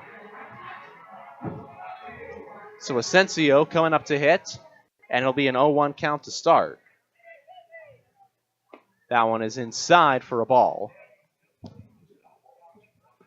Missed a foul ball earlier. Thank you to Carson Trail. So 1-1 the count. Soper kicks, sets, fouls. Fires, that one's outside. 2-1 count. As Soper trying to work it against Asensio, who singled, was taken out as part of a fielder's choice by Garrett Fisher. His last time, that one is low, so it is 3-1. From Noah Soper to Michael Asensio. As Asensio rips one to left field, moving Hockmer back, moving back. That one is over his head, bounces and goes over the wall. So a ground rule double for Michael Asensio, and already a man in scoring position to start inning number 4. And a loud double. Yeah, Michael Asensio, we've known him for his power, but he hasn't really displayed it in the form of a lot of extra base contact. That one, he really kind of got on top of it. If he gets underneath it and backspins it, that's a home run. Yeah, and obviously no wind doesn't really help him, but even a hard one that was out of the range of Hochmer and just took that one hop bounce right over the wall in left field. So now Garrett Fisher will be hitting with a man at second and nobody out. Pioneers down 1-0. Pitch is in there for a strike on the outside part of the plate. It's 0-1. Fisher grounded into a fielder's choice. Goldbeck to Runge, which retired Asensio back in the second inning. The 0-1 pitch is outside, and that one's going to skip past Carmelo Ortiz. Down to third goes Asensio on the wild pitch. So now the runner is 90 feet away from tying this game at 1 apiece. And the count is 1-1 from Soper to Fisher with nobody out. And something that the Plainsmen have struggled all year with is wild pitches from the Plainsmen pitchers, and right there another one. So now Soper's going to have to work to get out of this jam. 1-1, runner at third. 1-0 ball game. That one is hit foul right side. It is going to be 1-2.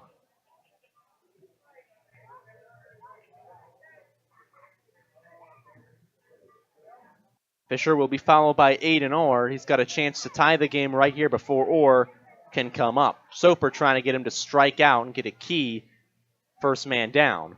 The 1-2 pitch is fouled back again, and so we'll stay right where we are in the count. 1-2, nobody out, runner at third. The Plainsmen holding on to a 1-run lead in the bottom half of the 4th inning. They took the lead in the top half of the 3rd. 1-2. That one is in there, and it caught him right on the left side, so Fisher makes his way down to first with a hit by pitch. So they're at the corners with nobody out and Aiden Orr. But reached on the fielder's choice, 6-4 ground out, and the courtesy runner will come on in for the Pioneers. And the courtesy runner, none other than Connor Riggs, who made his first appearance in the field yesterday. A pitcher by a trade. He's got some speed, although he can be a little bit brazen on the base paths. Very aggressive runner, very fast. So both sides are going pitchers for their courtesy runner. Slowick, the courtesy runner for Carmelo Ortiz. As Orr comes up with him at the corners, nobody out, takes a strike, 0-1 from Noah Soper. So it'll be Riggs at first, Asensio at third. The 0-1 pitch is a little bit outside. The count is 1-1.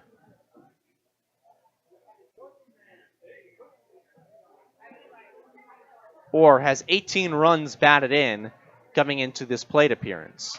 He's got men at the corners, and a 1-1 ball is smoked right to shortstop, caught on the line by Goldbeck. They try and double up at first. They got him! Garrett Goldbeck catches it off the line and has the wherewithal to step fire onto first, and there are 2 outs and a runner at third. An impressive job by the shortstop.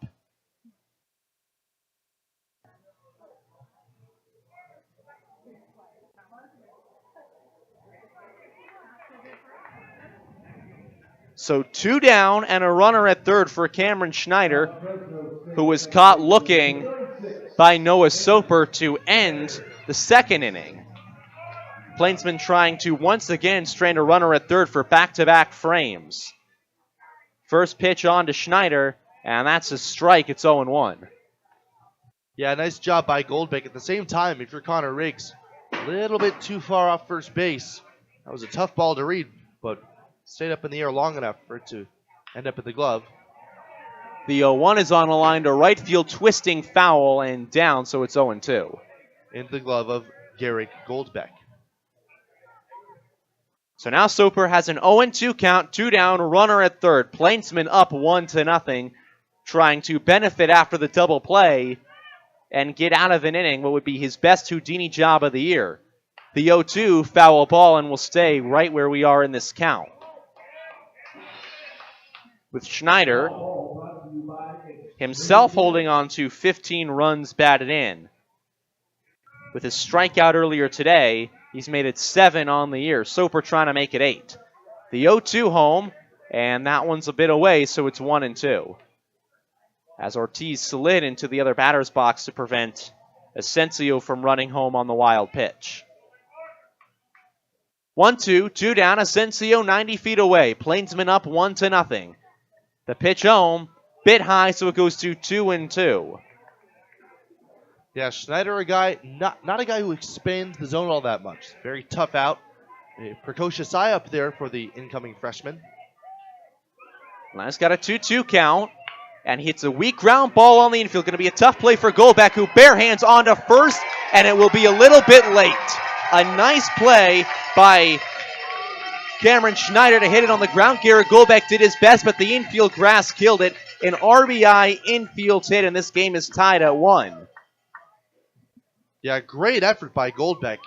There was a moment where I thought that on a bang-bang play, the lone umpire for today would have rung him up, but Schneider hustling out of the box to his credit, able to beat that one out and drive home the tying run. So now with the game 1-1, runner at first, 2 down, it's the 8-hitter Griffin Robinson. Takes one a little bit off the plate, so the count is 1-0.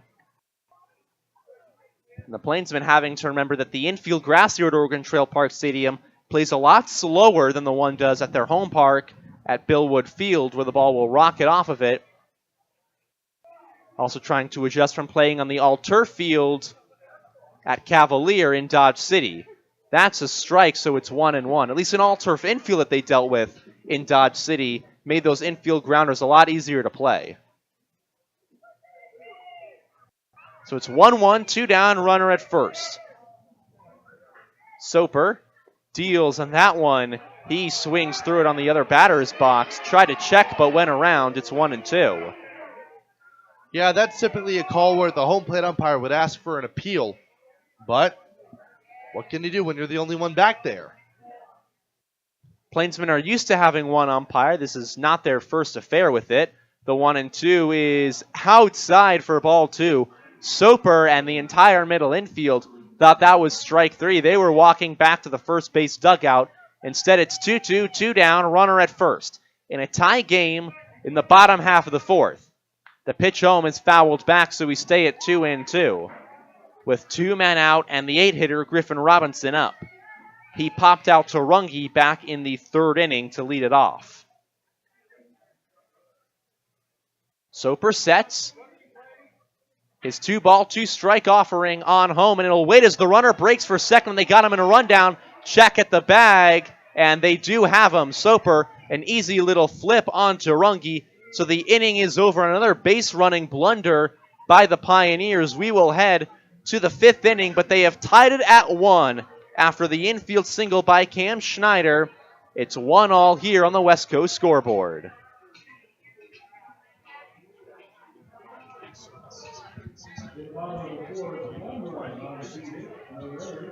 Yeah, I don't know. If he had kept going, yeah, that hesitation.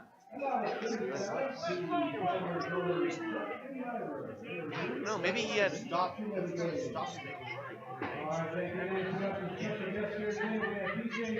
Yeah, I don't know if he thought Soper was going to make like a bad double clutch, but he just misread that completely.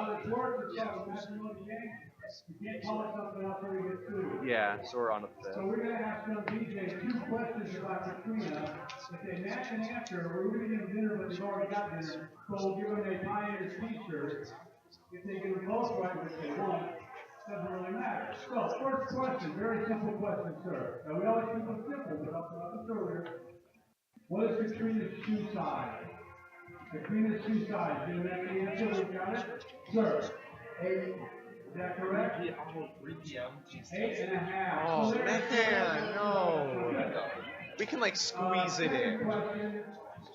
Katrina, we're all assuming Katrina was born.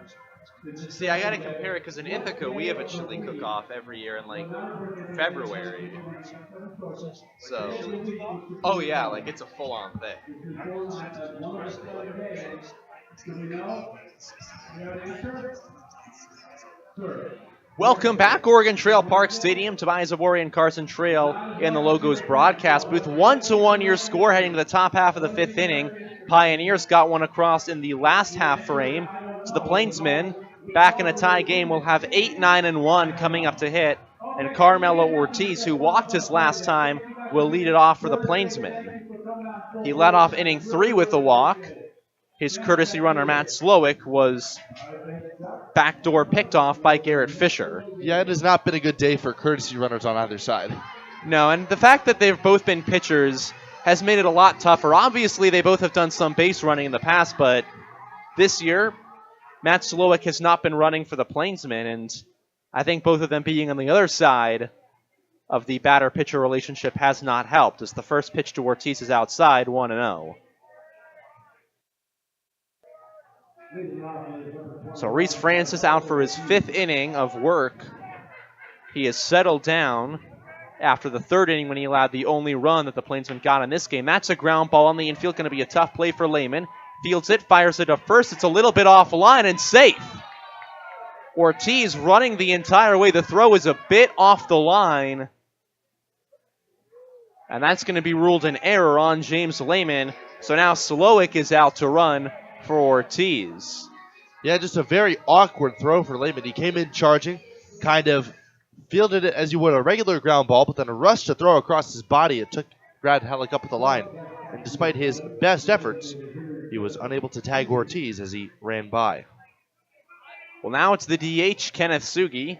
He lined out to center field. And so the lefty, trying to get right after having one of the hot streaks of the Plainsmen, has cooled off, takes a pitch outside. It's ball 1.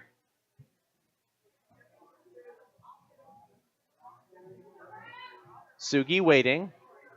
The runner down at first after the E6. Pitch is outside, and it is 2-0.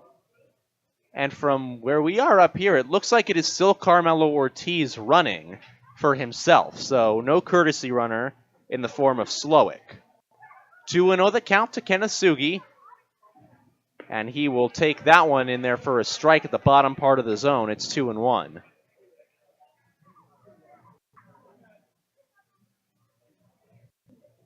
Sugi, while he was on his red-hot streak, racked up 27 runs batted in. The most on the Plainsman's side. Facing a 2-1 count, and he swings that one a shot foul, and it's 2-2. That one got in on his hands, jammed him, but he still was able to hit it pretty hard. Now the count is even. 2-2, nobody out, and Carmelo Ortiz at first base after the error committed by James Lehman. As Francis sets, fires the 2-2, a bit on the outside part of the plate, full count. So lefties getting the benefit of balls thrown on the outside by the pitchers, while pitchers get the benefits of them thrown outside against righties. Full count, the payoff from Francis. Runner break swing and a foul ball, and we'll have to do it all over again. Not surprising to see the Plainsmen send the runner with nobody out here in the top of the 5th. They have not been hesitant to run on the arm of Garrett Fisher today. And it really doesn't matter who you've been all year. The Plainsmen never hesitant to run on anybody. So likely they will send Ortiz again in a full count with nobody out. To Kenneth Sugi, the bottom of the order, who will step out of the batter's box. Sugi, one of 2 Plainsmen from Canada. He is from North Vancouver, British Columbia. He'll wait on the full count from Reese Francis. They check the runner at first, but Ortiz is back beneath the tag.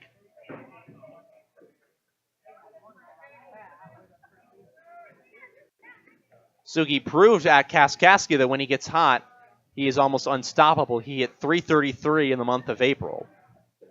Waits on a 3-2, hits it sky high, back behind the plate. Garrett Fisher is out to field it. He will field it off to his side, make the catch for out number 1. Ortiz stays where he is, and the lineup will turn over. Yeah, that was no easy play for Garrett Fisher, angling back toward the backstop. He cast his mask aside quite a bit before that and then just reached out, kind of leaning over as that ball came down. Any catcher will tell you that no matter how many times you practice that play, it's never easy when you have to do it in the game. So now Zach Knowlton to the leadoff spot. He has walked both times he's come up to the plate. He has also scored the only Plainsman run to this point. Ortiz is running, shows bunt. He pulls back on one low. The throw down, and they got him. Ortiz got aggressive running, and there's the downside of the Plainsmen willing to be aggressive on the base path. They catch Ortiz, so now it's 2 out and a 1-0 count to the leadoff batter, Knowlton, with nobody on.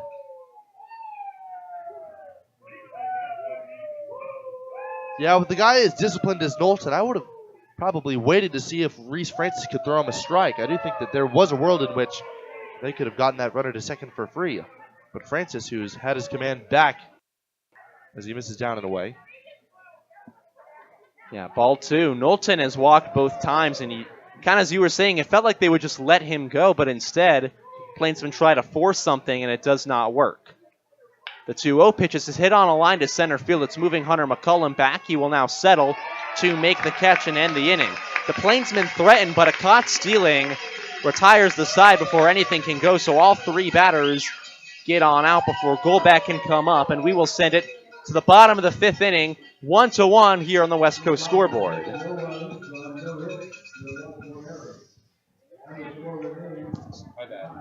Yeah, no worries.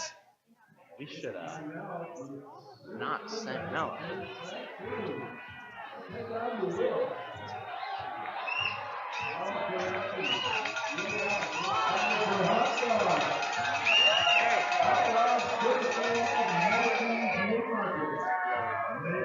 He's got an arm.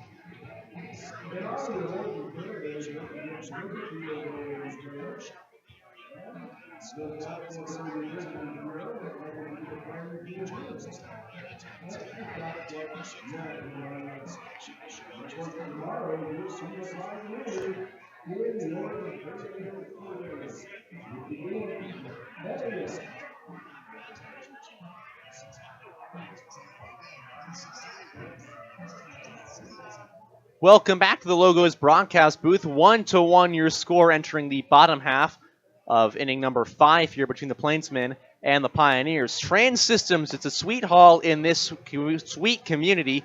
DriveTeamGreen.com. Pioneers, after they scored 1 in the last inning, will try and take the lead with 8, 9, and 1 coming up to hit. Just like the Plainsmen had in the top half of this frame, they were retired in a pretty unconventional manner after the caught stealing and then the out from Knowlton, as now Griffin Robinson will come up to hit to lead us off. He will take this one inside, so it is quickly 1-0. Robinson popped out to Runge to lead off inning number 3. And now he takes another one low, so it's 2-0 from Noah Soper, who has been fairly on point today, trying to work another inning on the mound as the starter and not have to tax a Plainsman bullpen that is running fairly thin. 2-0 high, 3-0 now the count.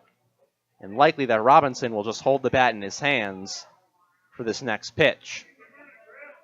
Trying to get the leadoff man on base for will be the 4th time today. And he takes one on the outside part of the plate for a strike. It's 3-1. As Jordan Balthazar loving to call the outside on righties for strikes. Swing and a miss, and now the count runs full from Soper on to Griffin Robinson.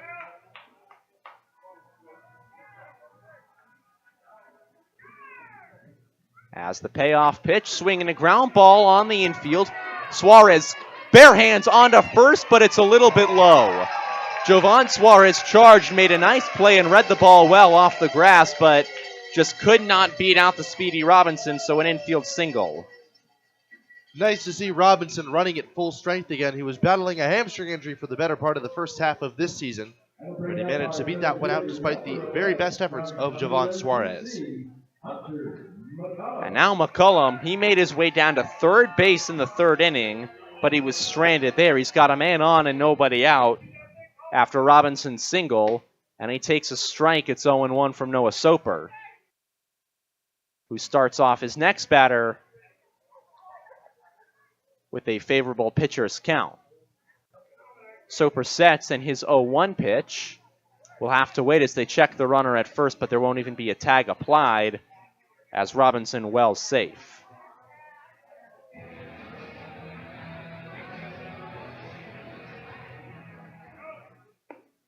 That one is in there for a strike, and now the count quickly 0-2 to Hunter McCullum as Soper trying to work a strikeout, what would be number 4 on the day for the righty starter.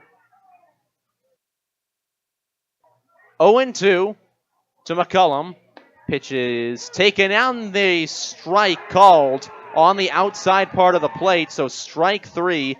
Right-handed batters, anything on the outside part, they should now be thinking to swing as Jordan Balthazar establishing the strike zone, and righters are going to have to expand away.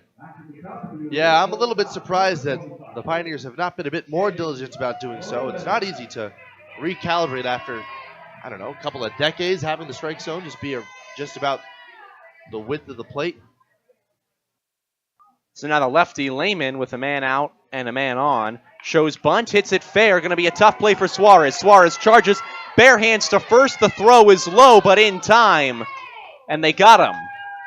It was a tough play, but a nice stretch by Tucker Bond. And a great job by Jovan Suarez to charge and get it there in time. Down to second moves Robinson with 2 outs. Yeah, Lehman, a fantastic bunter. Really showcased those skills there. But he got a little bit too much on it. Jovan Suarez charging, made the play that he could not make to retire Robinson, who's now in scoring position. So Esposito will come up. Man at second and 2 down. He has walked and struck out today. He's got the go-ahead run down at second base, and he takes the pitch well high and away, so it's 1-0.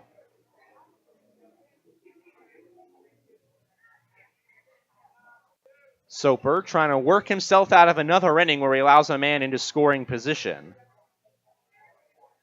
He's done it every inning since the third, and he will step off the mound and have a chat with Carmelo Ortiz, who will come out and try and settle him on down. Contact Jennifer Urdialis, your local 5-star lender with Castle & Cook Mortgage. For a simple, friendly, and fast loan process for your home purchase or refinance, contact Jennifer today. Castle & Cook Mortgage, the key to your castle. So Ortiz is back after the meeting with Noah Soper. A 1-0 count to the 2-hole hitter Garrett Esposito with the leadoff batter Griffin Robinson at second base. There are 2 men out in a 1-1 game, bottom half of inning number 5. Soper's delivery, and it's a bit away. I did the lights here. It's tough to read it out there, but man. As soon as he did that second turn, I thought, oh, that's a double, at least. But, oh, my goodness.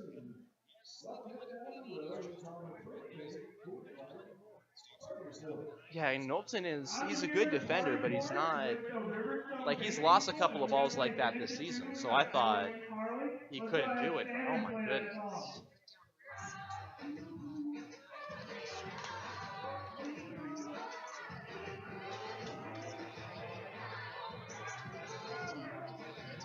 Oh, there's a new pitcher.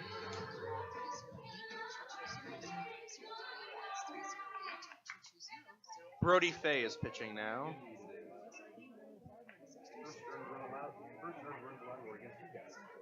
Wow.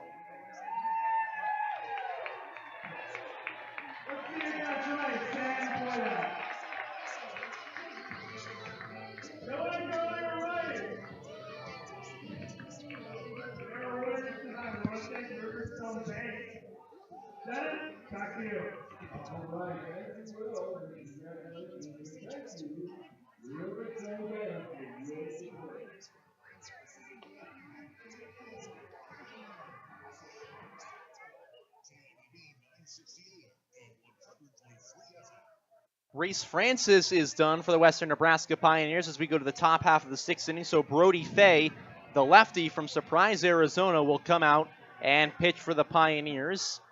He will be making his 6th appearance on the season, and his first earned runs of the year, thanks to Carson Trail for pointing this one out, came on July the 3rd in the 11-3 win against the North Platte Plainsmen. He went 2 innings, allowed 2 runs. Both of them were earned. He got 1 strikeout on 10 batters faced, as this will be his 5th outing against the North Platte Plainsmen.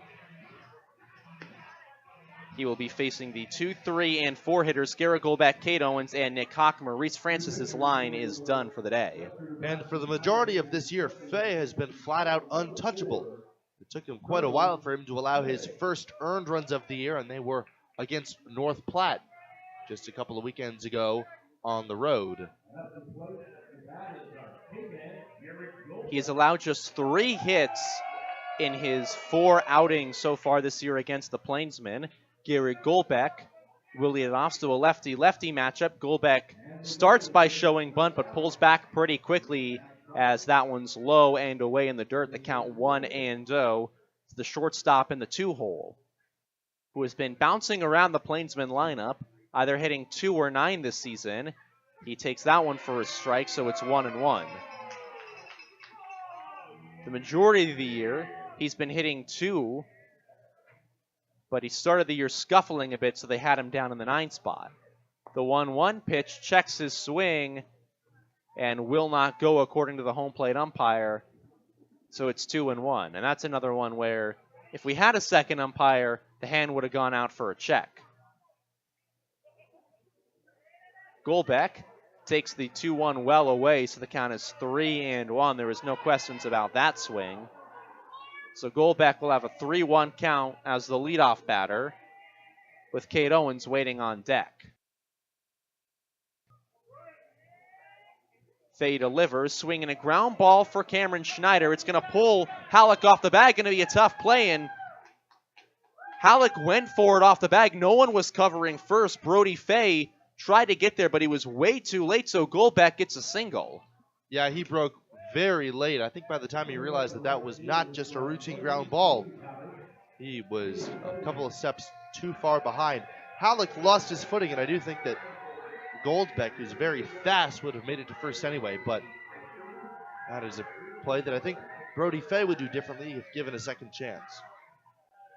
So now a man at first in the leadoff spot for Kate Owens, who has struck out both times he's come up to hit today, trying to reverse his course and get that man over in Garrett Golbeck. He shows bunt and fouls it into the dirt, so it's 0-1. They're just trying to advance Golbeck any way possible. Golbeck did steal second when he singled back in the 3rd inning. He was straight. He'll watch it hit foul, and it stays at 0-2. To Kate Owens with a man at one that skips off the plate down to second, moves Garrett Golbeck. So the count will move to 2-1 to Hockmer and a run in scoring position. And a tough break for the Pioneers, especially for Brody Fay, who's been pretty pinpoint all year long. So Hockmer will step back on in, facing a 2-1 count, 1 man down. Garrett Golbeck now in scoring position. This game is still tied at 1-1 in the top half of the 6th inning. The 2-1 pitch is fouled off to make it 2-2 to Nick Hockmer. With 1 out, Jovan Suarez waiting on deck. James Lehman holding on the runner over there at second in the form of the very speedy Garrett Golbeck. I would not be surprised in this situation to see Golbeck take off. Plainsmen certainly not opposed to trying to steal third. 2-2, 1 down. Golbeck holds. That one is hit on the ground for the shortstop, Lehman. Golbeck goes back to the bag, on to first. It's a bit low, but they got him. That was a pretty close play at the bag. Hockmer was running the entire time, but a 6-3 put out, and that keeps Golbeck down at second base. He can't advance. Yeah, Lehman might have had some trouble gripping that ball. Took a little bit extra time getting rid of it. And Hockmer, who is very fleet-footed, almost beat that one out in North Platte. I think the folks in the dugout thought that he did. They will contest that he was safe, but either way, the call is out. So it's runner at second, 2 down for Jovan Suarez, who is one of 3 batters on the Plainsmen side who has struck out every single time he's come up to the plate. 0 for 2. And he takes one low for ball 1. 1-0 the count. Suarez has struggled with the strikeouts this year. Entering today, he had 19. He now has 21 as it stands right now.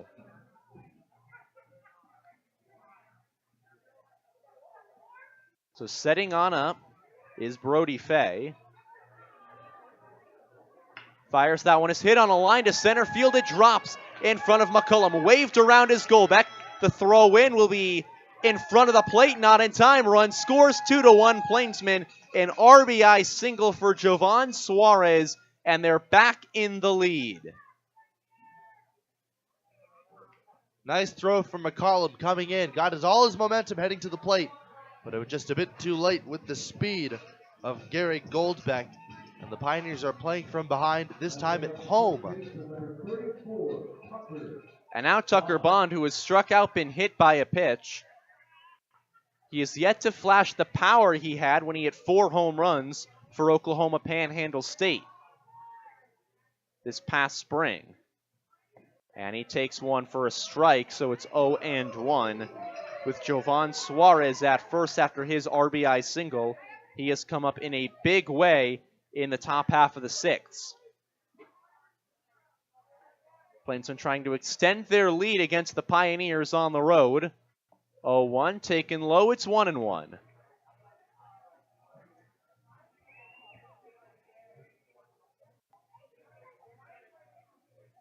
Bond, the righty, twin brother to Sam, who's not in the lineup today, will swing at one well in front of the plate, so it's 1-2. That one just broke off before Bond could even have a chance at it, and a beautiful pitch by Brody Fay. Yeah, he loves burying that breaking ball to righties and lefties. In some respects, with its 2-plane break, it's been just as effective, if not more so, against opposite-handed batters. Bond in a 1-2 count, 2 down, runner at first, Plainsmen up by a run.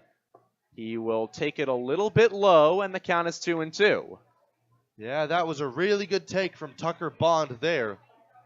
After burying the first pitch and getting a swing and miss, Brody Fay is going to have to battle back with an even count. Bond waiting, trying to extend this inning for the Plainsmen side. He will foul it off, and we stay at 2-2, 2 down, runner at first.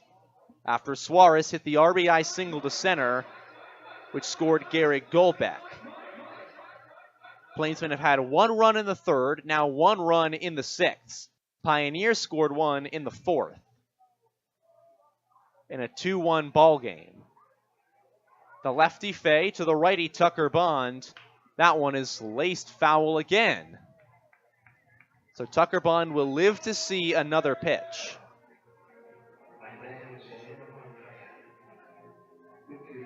And Plainsmen, when they've been able to do that this season, especially when they face the Liberal BJs on the road, have turned it into some success. Bond in a 2-2 count with 2 down. Suarez at first. Swinging a little looper into right field, going to be playable for Aiden Orr. He reaches to his side, makes the catch, and the inning ends for the Pioneers, but not before a run scores for the Plainsmen, and they retake the lead. It'll be 2-1, a 1-run lead for North Platte as we go to the bottom half of inning number 6 here on the West Coast scoreboard. Who is Hydrotex? Hydrotex manufactures and distributes over 300 different high-performance lubricants, including fuel conditioners, hydraulic and transmission fluid, and more. We've been helping customers improve their operations for more than 80 years with products made in the USA. We sell directly to customers and can even deliver right to your door to offer excellent service and value. Our products are made to exceedingly extend drain and grease intervals to reduce maintenance and labor costs to improve the budget.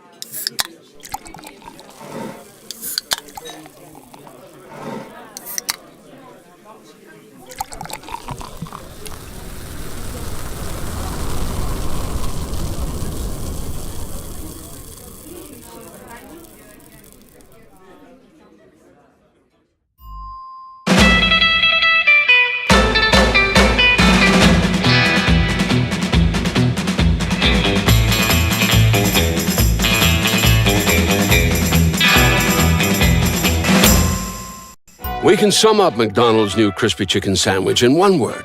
Crispy. But also juicy and tender. Okay, it's crispy, juicy, tender. All one word. But then, also pickle. Oh, and potato bun, which is 2 words. Okay, we can't sum up our new crispy chicken sandwich in one word, so you'll just have to try it to understand it. Order ahead on the McDonald's app at participating McDonald's. Ba-da-ba-ba-ba. Tobias Zabori, the voice of the North Platte Plainsmen, and Carson Trail, the voice of the Western Nebraska Pioneers, here along with you in the Logos broadcast booth. Bottom half of inning 6 between the Plainsmen and the Pioneers. North Platte back on top 2-1 after they got one across in the top half of the frame. Noah Soper back out for another inning of work, trying to do what he was unable to do against the Liberal BJs, and that's work a little bit more into a ball game. He'll have to face Asensio, Garrett Fisher, and Aiden Orr. Asensio climbing up to hit, has singled and doubled today. It was a ground rule double, scored the tying run back in inning 4. He fouls one back to the screen. It's 0-1.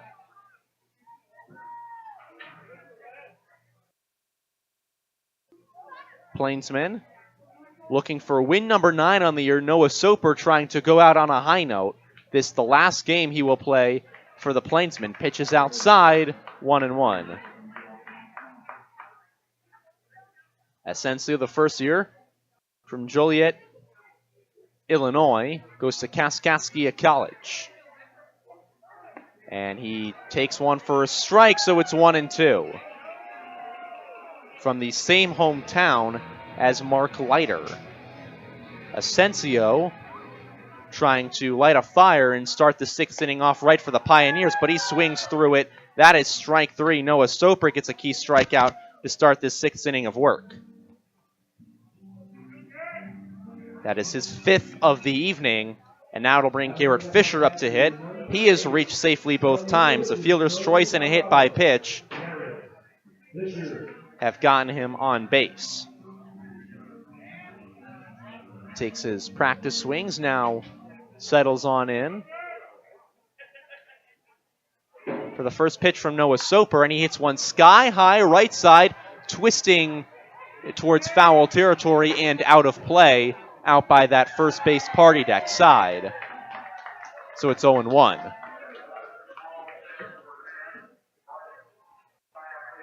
Soper will walk his way back out onto the mound with an 0-1 count, 1 down to Garrett Fisher. Plainsmen leading 2-1 against the Pioneers, bottom half of the 6th inning.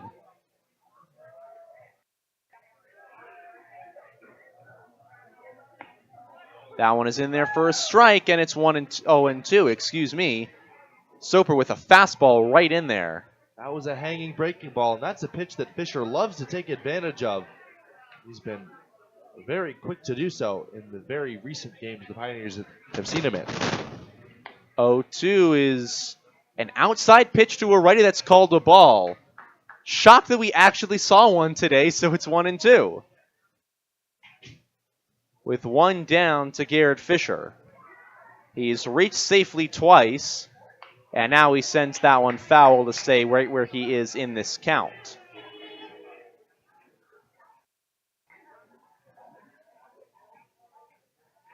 Fisher goes to Northern Colorado University, a senior from Fort Collins. Trying to extend a 1-2 count, and he hits one high in the air left side. Hockmer and Knowlton converging. Knowlton settles under it, reaches up to make the grab, and there are 2 men out. Yeah, there was the hanging breaker again, and Fisher gave it a pretty good ride, but that time Knowlton able to track it down just about a few yards shy of the warning track. And Noah Soper getting a little lucky in that at-bat that he got him out, even on a loud flyout. So now Aiden Orr, who was last time lined into an unfortunate 6-3 double play right at Garrett Golpeck when they got the courtesy runner Connor Riggs leaning. There's a ball. So it's 1-0 as the lefty takes one a bit outside.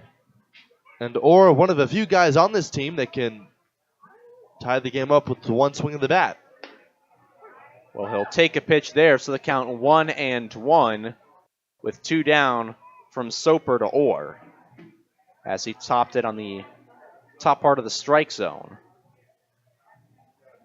Orr takes one well away, so the count now 2-1.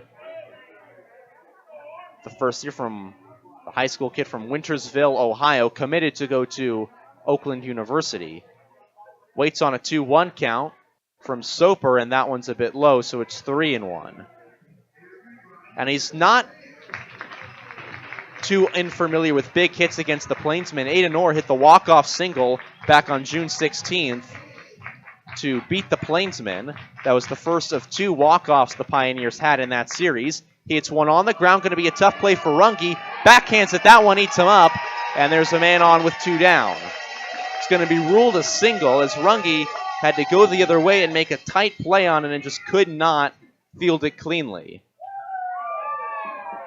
So a 2-out single brings Cameron Schneider up to the base, trying to tie this game as the Pioneers trail by just a run.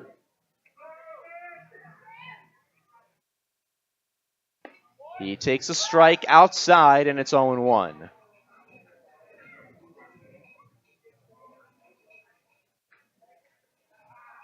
Soper comes set his 0-1 offering to Cameron Schneider. Is well outside.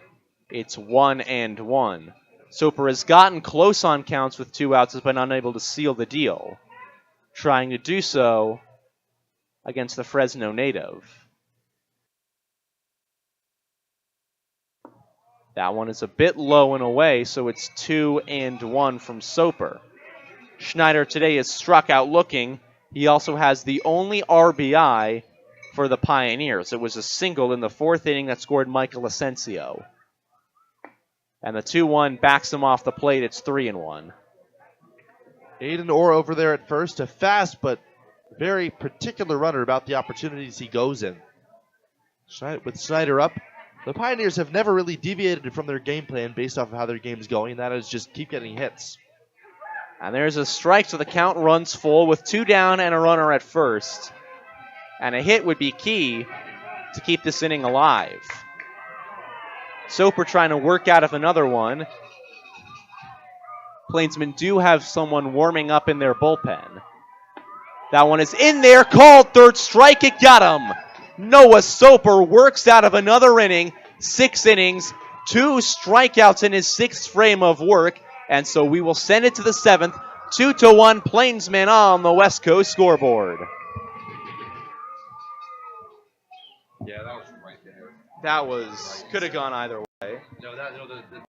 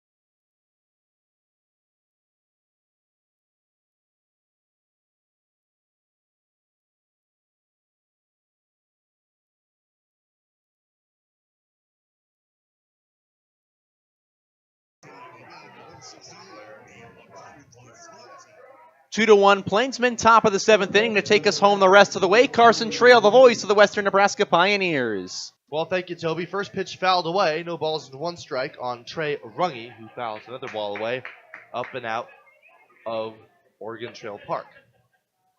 No balls and 2 strikes. The Pioneers trailing by 1 Brody Fay trying to keep the deficit right where it is against the 7, 8, 9 hitters of the Plainsmen. The 0-2 pitch on the way to Runge, and he hits one in the air out toward moderately shallow right center field, or starts back, now comes in a few steps to make the catch.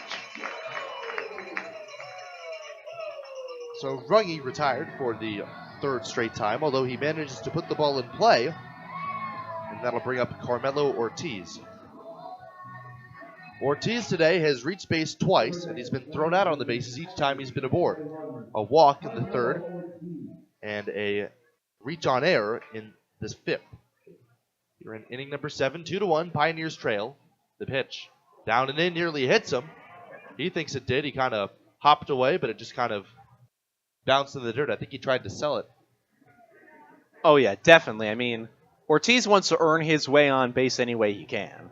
Yeah, there's no reason why you wouldn't. There's nothing wrong with that. The 1-0 pitch. Curveball for a strike, 1-1. Yeah, and with Ortiz, he's been running with a full head of steam on the base paths. Obviously, the first time he got out on there, that was Matt Slowick, but here's the 1-1, and it is swung on and missed. Plainsmen have been very aggressive with their base runners today, as they have been all year. It's paid off in some ways, but they've left a couple of runners out that way. Fay winds and throws his 1-2, and misses upstairs with a slider. 2 balls and 2 strikes. Ortiz, the catcher, is pretty mobile on the base paths for a man of his position. The 2-2 pitch is reached for and grounded to second. Up with the ball, Schneider quickly gathers himself and throws him out at first. So a couple of quick outs for Brody Fay, and that'll bring up the left-handed batting, Kenneth Sugi. Sugi down to the number 9 spot after falling on some rough times, but he's made some pretty good contact today, and there are times when he's been the Plainsmen's best hitter.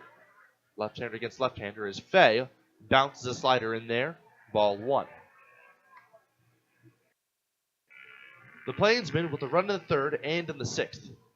The Pioneers with only 1 run, trailing by a score of 2-1. The pitch is a breaking ball. He bounced that one as well. 2 balls and no strikes on Kenneth Sugi.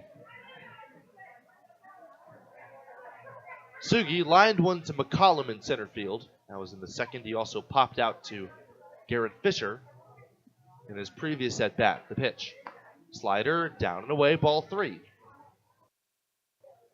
So Fay has gone from a couple of men retired to trying to avoid his first walk allowed. The pitch, pass ball, up and in, ball 4. Didn't miss by much. And Sugi works the 2-out walk. Yeah, and he's got one of the best eyes on the Plainsman side, and when needed, you can always count on Sugi to find his way on base some way, shape, or form. And now they turn it back to the top of the lineup in Knowlton, in a dangerous spot for the Pioneers and Brody Fay. 4th walk allowed by Pioneers pitching today.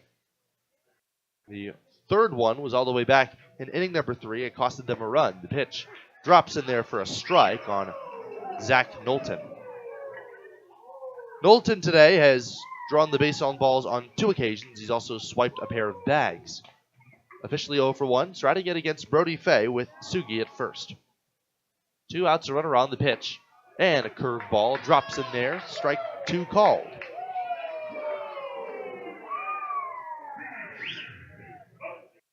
Nothing in 2. Sugi away from first with Halleck holding. Big hole in the right side. Here's the 2-strike pitch. Down and in, blocked very nicely in the dirt by Fisher. Now we'll keep Sugi at bay.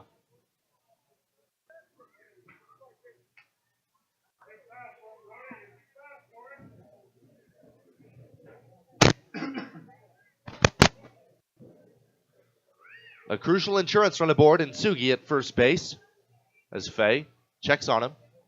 Glances over at first again. Now the pitch. And a fastball fouled back to the screen. And the count will remain right where it is. Carter Knowlton made the play of the game defensively. A very difficult fly ball to center field hit by Brad Halleck turned him around, and he made the play a few feet shy of the warning track. The 1-2, breaking ball in the dirt. The pitch with the runner going. The throw to second is too late. So Sugi very predictably tries for a stolen base, and he gets it. That is the 4th successful steal attempt for the Plainsmen today. So now that run is in scoring position. A base hit could mean a 3-1 Plainsmen lead. The pitch. Big curve ball up and away, ball 3. And this is what they're doing again. With 2 strikes on their batters, they're working the counts full and they're making Pioneers pitchers throw 1 extra pitch every single time. They're trying to wear him down, now hoping that Knowlton can deliver it for an RBI. A look at second. Here's the payoff. Swung on and popped high in the air out towards shallow right center field. Racing over Aiden Orr, racing over Hunter McCollum. Orr dives and he can't get it. It goes out all the way near the warning track. McCollum picks it up and wings it in, but not before Knowlton is all the way at third base with a triple. That one just kept on going. A ball that I thought was going to die in about right center field just kept on going. Aiden Orr made the call. Hunter McCollum gave way. The ball ended up out near the wall, and the triple extends the lead to 3-1. Yeah, and Zach Knowlton, when he gets a full head of steam out there running, that's his 4th triple of the season. If he hits one to the wall on a ball like that, there is no doubting that he will try for 3. Now the dangerous Gehrig Goldbeck, the left-hand batting shortstop, as Fay deals. Curveball called a strike on the inside corner. 3-1, the Pioneers trailing. A run in each of the past 2 frames against Brody Fay for North Platte. The Pioneers have had no trouble coming back, especially given yesterday's events, but they'd certainly like to avoid falling behind any further. There's a slider down and away. 1 ball and 1 strike on Gehrig Goldbeck. Yeah, and Goldbeck's having a pretty good outing today. It's just his 2nd multi-hit game of the season for the Plainsmen. And after he started the year without getting a hit in his first 4, he's got at least 1 in his last 3. Fay pitches, and a big curveball flops in there. Strike 2 called.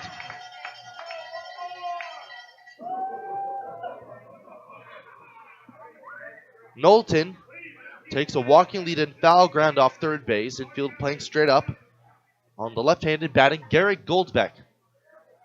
Here's the 1-2. Swing and a miss. He struck him out. Slider in the dirt. The ball kicks away from Fisher. Outside the first base bag, he throws to his college teammate Brad Halleck in time. Out number 3. Second strikeout for Brody Fay, but that can't keep a 3rd run scoring for the Plainsmen.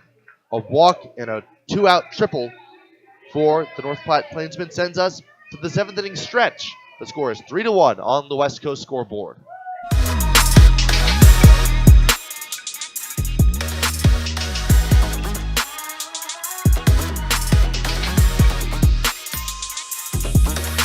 Why bank at a local community bank? When you choose a local community bank, you keep money in our local economy. That money helps support local jobs, schools, and businesses. Money that helps fund a stronger and prosperous community for us all to enjoy and live in. At Platte Valley Bank, we are here to help build and support the community we love being a part of. We believe that together, we can make great things happen. Platte Valley Bank. Who is Hydrotex? Hydrotex manufactures and distributes over 300 different high-performance lubricants, including fuel conditioners, hydraulic and transmission fluid, and more. We've been helping customers improve their operations for more than 80 years with products made in the USA. We sell directly to customers and can even deliver right to your door to offer excellent service and value. Our products are made to exceedingly extend drain and grease intervals to reduce maintenance and labor costs to improve the budget. Whether you're in a factory, farm fleet, or like to go fast, Hydrotex is here to help. Visit your local Hydrotex dealer in person or online today.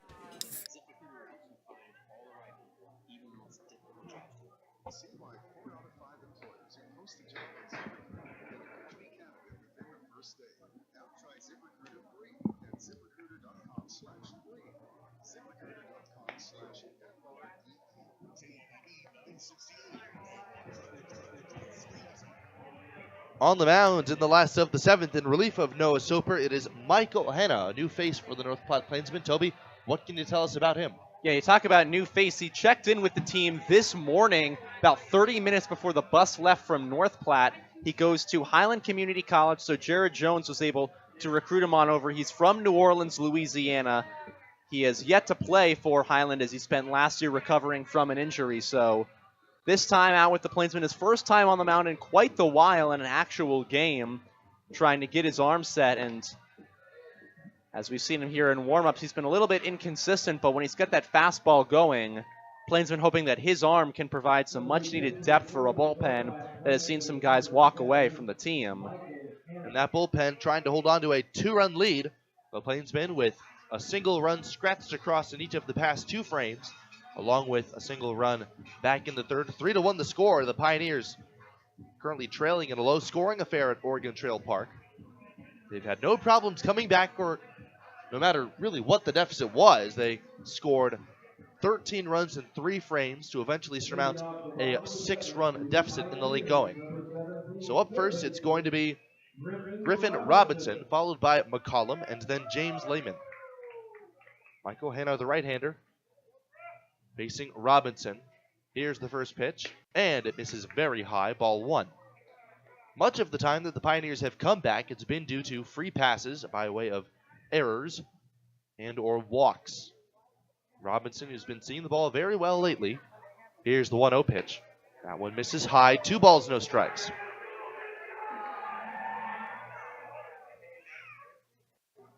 Robinson at third base again today is 1 for 2. Here's Hanna, who winds and throws. Fastball down and away. Ball 3.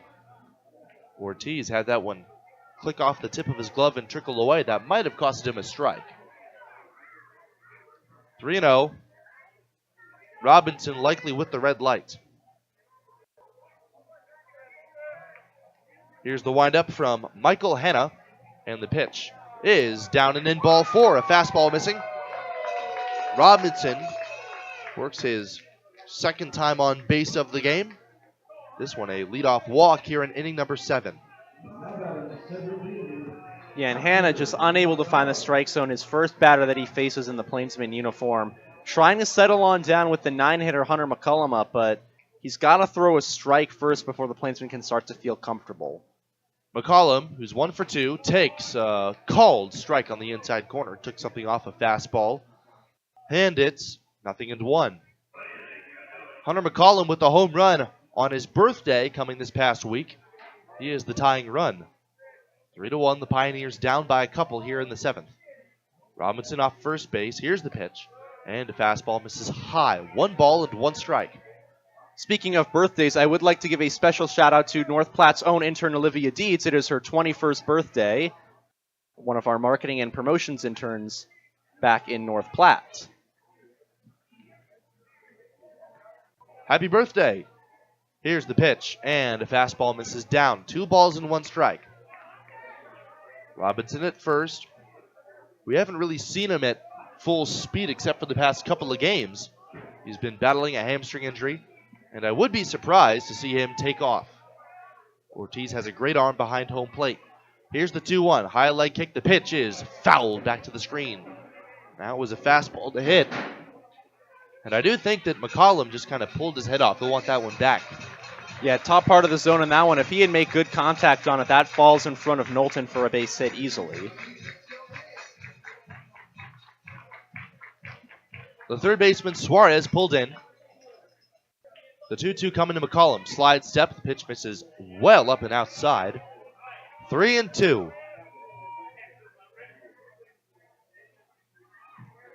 McCollum trying to work the inning's second consecutive walk.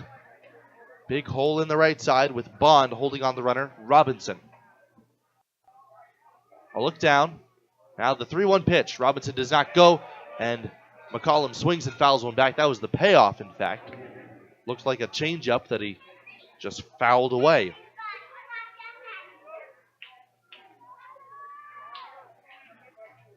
Three to 1. The Pioneers trying to answer back after the Plainsmen have scratched across 1 in each of the past 2 frames. A very long time taken by Hanna, and McCollum will just step out.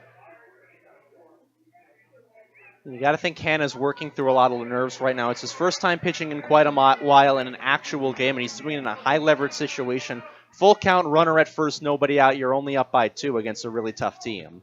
The pitch to McCollum on the way, and he swings and fouls one just kind of around home plate, out of play.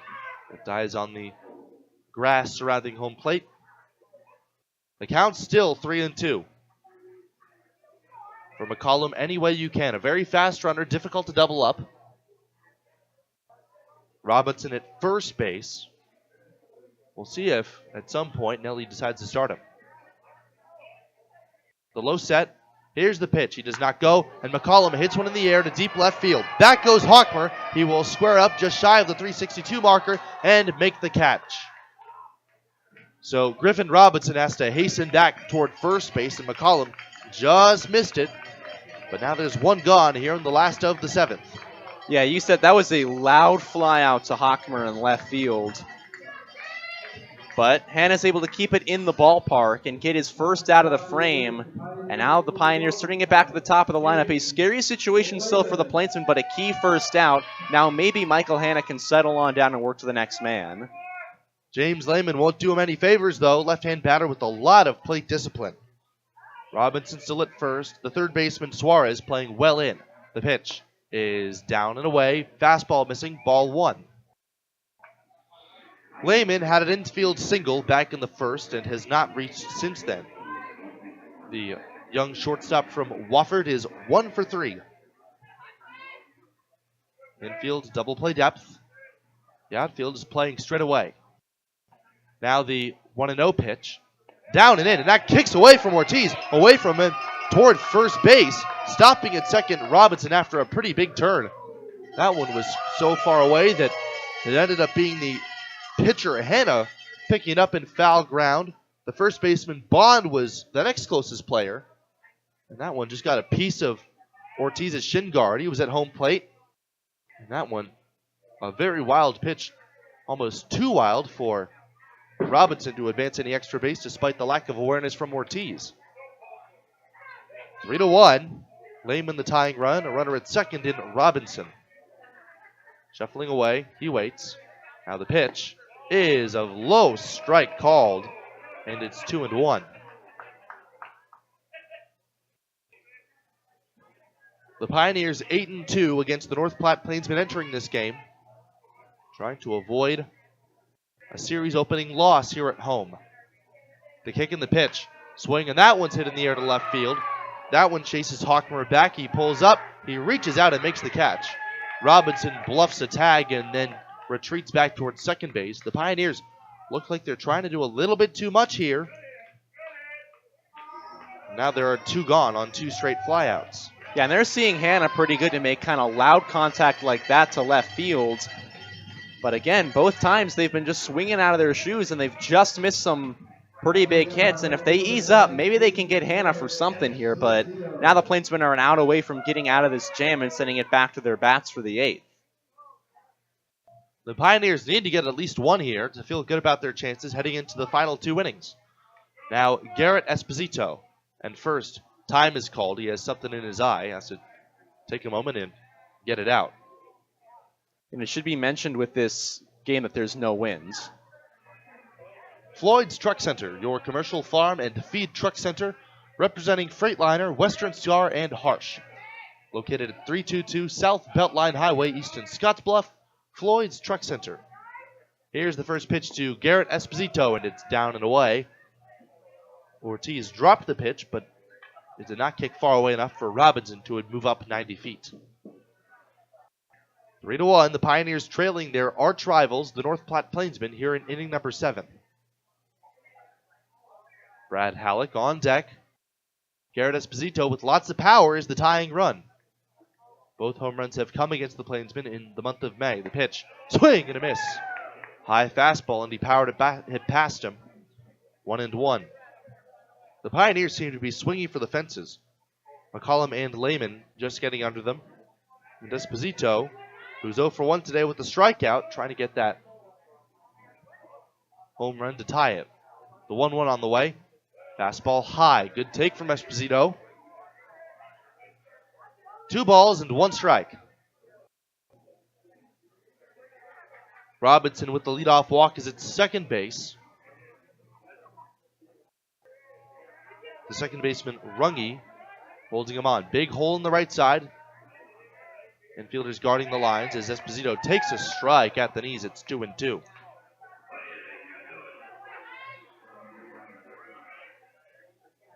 Esposito has not been hitting a lot lately, but he's still been getting on base. He has walked twice today, although he is officially 0 for 1.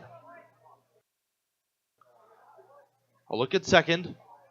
The kick and the pitch. Fastball high. 3 balls and 2 strikes.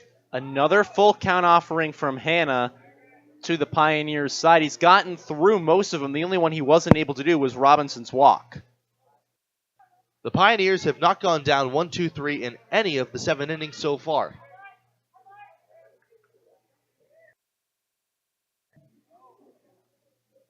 Here's the payoff pitch. It is up and away, ball 4. Another walk. And now the tying run is on base for Brad Halleck. And a dangerous spot for the Plainsmen. 2 walks and 2 loud flyouts. And Jared Jones is out to have a meeting with Michael Hanna. And the dugout is emptying, so this could be his afternoon. We're going to see what he's able to say and if he can work his way back into this game. And it looks like it will be done. Nick Flores is probably going to take his spot. The lefty is out from the bullpen. North Platte just trying to get the ball to Mason Davenport. They're a very dominant and very tall closer. And Michael Hanna unceremoniously departs this game in his Plainsman debut. We're going to pause. So, wait, going back to the bullpen is Flores. That's odd. They let Hanna talk his way back into staying. Flores was on the mound. Like, he had taken a step onto the mound, but they talk him out of it. Well, that's peculiar. That is the latest I have ever seen a pitcher talk his way back into a game when a guy is coming out of the pen. You never see it where the next pitcher is on the dirt on the mound, and then he gets sent back to the bullpen. Is that allowed? I think it's allowed because Jared hadn't made the swap yet official with the umpire. So now Halleck in a right-hander against right-hander matchup, and that might loom large, I think, more than anything. Here's the pitch. Brad takes outside, 1 ball and no strikes. Yeah, I've never seen that happen in my life. It's weird, and if the Pioneers get something across here, it's going to certainly be a mark against Jared Jones for not making that pull. 2 walks, 2 runners on. The Pioneers trailing by 2 as Halleck takes low. 2 balls and no strikes.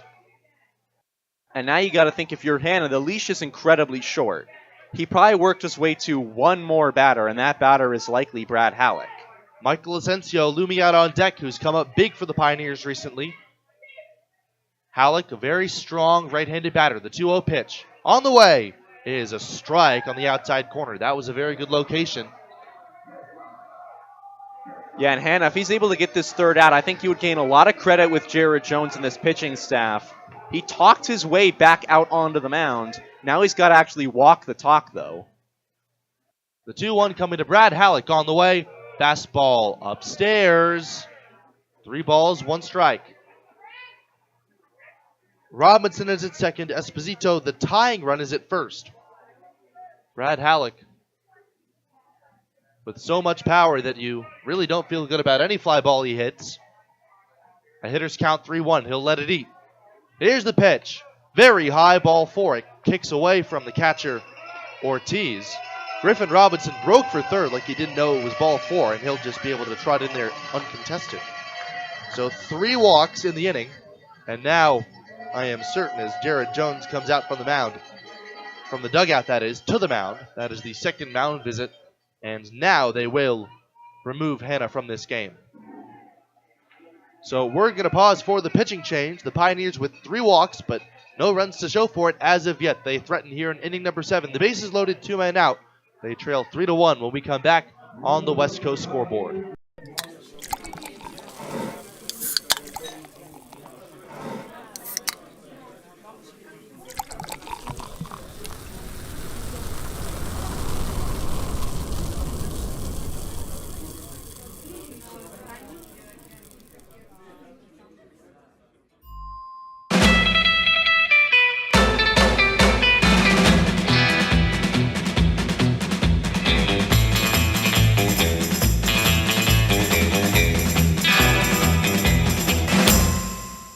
We can sum up McDonald's new crispy chicken sandwich in one word. Crispy. But also juicy and tender. Okay, it's crispy, juicy, tender. All one word. But then, also pickle. Oh, and potato bun, which is 2 words. Okay, we can't sum up our new crispy chicken sandwich in one word, so you'll just have to try it to understand it. Order ahead on the McDonald's app at participating McDonald's. Ba-da-ba-ba-ba.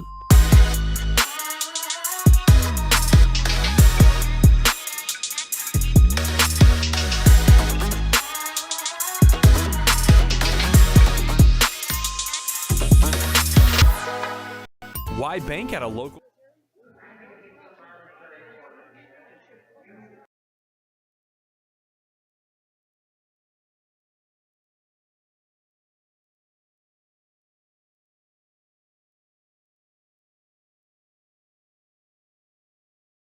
Nick Flores, the left-hander, facing off against Michael Asensio, and then anybody that should follow. The bases are loaded here in the 7th for the Pioneers. They trail by 2, and they have seen Flores before.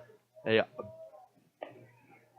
Texan we've already mentioned at Bethany College in Kansas, former teammate of Jacob Malazzi of the Pioneers Relief Corps. He has faced the Pioneers once this year, and out of his 3 appearances, he allowed 5 earned runs in 3 innings pitched, striking out 5 and walking 3.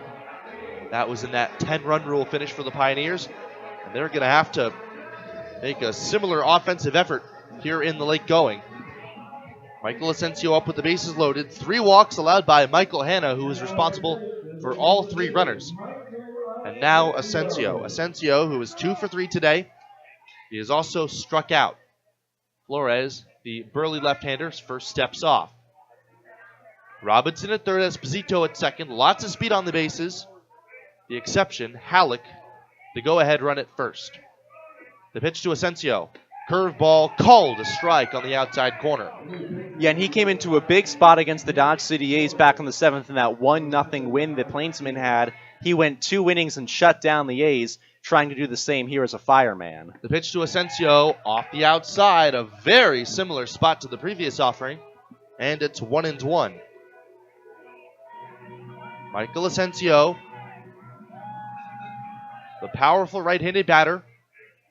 Here's the pitch. Curveball popped up high in the air in foul ground. The first baseman Bond racing after it. He reaches out and he cannot make the catch. The ball is ruled a fair ball. Asensio scores, or heads into second base. Where did that come down? Esposito's in to score. Robinson scores, and the game is tied. That one just about was lost to the lights by everybody. It just came down. Everybody thought that it was a foul ball for North Platte. And Jordan Balthazar talking things through with head coach Jared Jones. The first baseman Bond was racing out with his back to the infield, reached up. It clanged off his glove. And Jones is adamant that that ball fell in foul ground. Balthazar says that he touched it in fair ground and then it dropped foul. And Jones is animated. I would not be surprised if he were to be thrown out from this game. Yeah, I was about to say, Jared Jones has to be careful. He's been tossed from 2 games already this season. And he is very animate that that ball was a foul ball that then hit fair after hitting the glove of Tucker Bond. But again, that's part of the problem the Plainsmen have had with Bond at first base this season. Just struggling to read those balls in the air on the right side. And now it's coming back to haunt him. It's 3-3. Well, that at the same time was a very difficult play. It almost would have been easier for the right fielder Owens or the second baseman Runge. Bond was racing just straight out, just a dead sprint down the right field line. And then when the ball came down, it's, he's the lowest on the chain of command there. So I don't think that one's on him if it drops. Things still underway. The game tied at 3-3 as it stands. Runners at second and third. And now the meeting is adjourned. Jared Jones back to the dugout. Jordan Balthazar very patient in the way of umpiring and as far as umpires go. The Pioneers somehow have tied this game. It is 3-3. Yeah, now the decision to leave Michael Hanna in for Brad Halleck is coming back to haunt Jared Jones. If he takes Halleck, or if he takes Hanna out before Halleck, maybe Flores gets that batter and we're going into the 8th inning with a different story. Now Garrett Fisher, who's been very good for the Pioneers in this situation. There's a called strike, a sharp slider in, 0-1. He had a big hit yesterday. He reached 10 times on the previous road trip. And yet he's 0 for 2 today with the hit by pitch as he takes a curveball, called strike 2. Halleck at third, Asensio at second. Halleck, the go-ahead run, just 90 feet away. 3-3 here in the last of the 7th.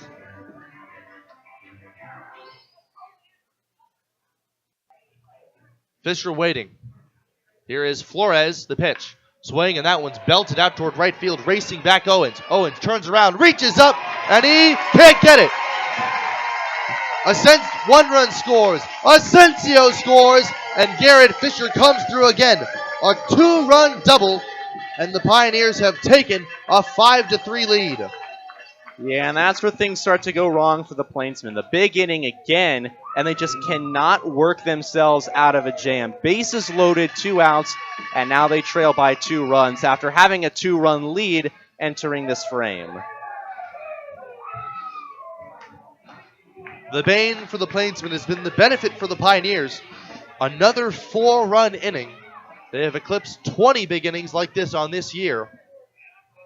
And now Aiden Orr, 5-3 with 4 across here in inning number 7. The Pioneers taking advantage of every break they've received here this frame. Aiden Orr, left-hander against Nick Flores. Here's the pitch, and a foul away. It's 0-1. You can close the book on Michael Hanna. 3 earned runs in 2/3 of an inning pitched, no hits, 3 walks. Here's Flores pitching. Curveball drops in for a called strike 2. So far, 0-2 counts haven't been too kind to the Plainsmen in this inning. Back to back to back. The last 2 have all doubled off an 0-2 count. Flores checks on second and now steps off. It is a courtesy runner in the form of Connor Riggs in lieu of Garrett Fisher, the catcher. Fisher doubled to score the go-ahead run and the insurance run. It's 5-3, the pitch. And Orr takes a hanging curveball and fouls it straight back. Man, does he want that one back. Kind of a last-minute swing decision there. Just realizing that that could drop into the upper part of the zone. He then turned it all loose and just did miss it. Cam Schneider looming on deck. Here's the kick and pitch. And he swings at an inside fastball and fouls it off his fists. Yeah, back-to-back ones that were going to miss the zone, but still Orr goes after him. Another one where he's lucky just to foul it off. And it's lucky for Nick Flores that it didn't keep trailing inside, as that could have hit him. Aiden Orr, with a couple of home runs this year, waits. Here's the pitch. Curveball inside, not by much. Orr has been especially successful against the Plainsmen. A handful of extra base hits, 1 for 3 with the double play today. But even that twin killing was a line drive. Riggs at second. Here's the pitch. Curveball swung on and missed. Nice offering from Nick Flores got Orr, the promising young freshman, to chase. The Pioneers get 4 in the inning on a pair of doubles and a trio of walks. They depart this frame with a 5-3 lead, heading now to the 8th on the West Coast scoreboard.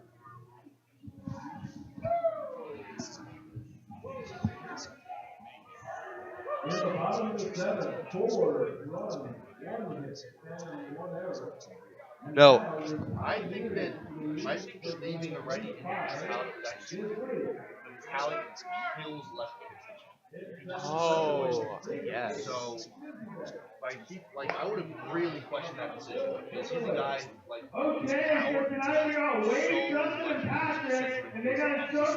Actually, I may have played a factor in that. Yeah. And to be fair, Hannah did get him for 2 strikes. He just lost him on the last pitch. Yeah. But I would have really questioned that decision left against Halleck. Yeah. It was just I don't know, it was bad.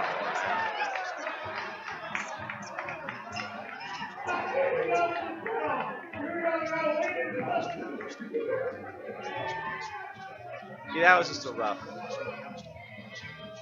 Not get a lucky inning to save our lives. That makes it all better. Back to you.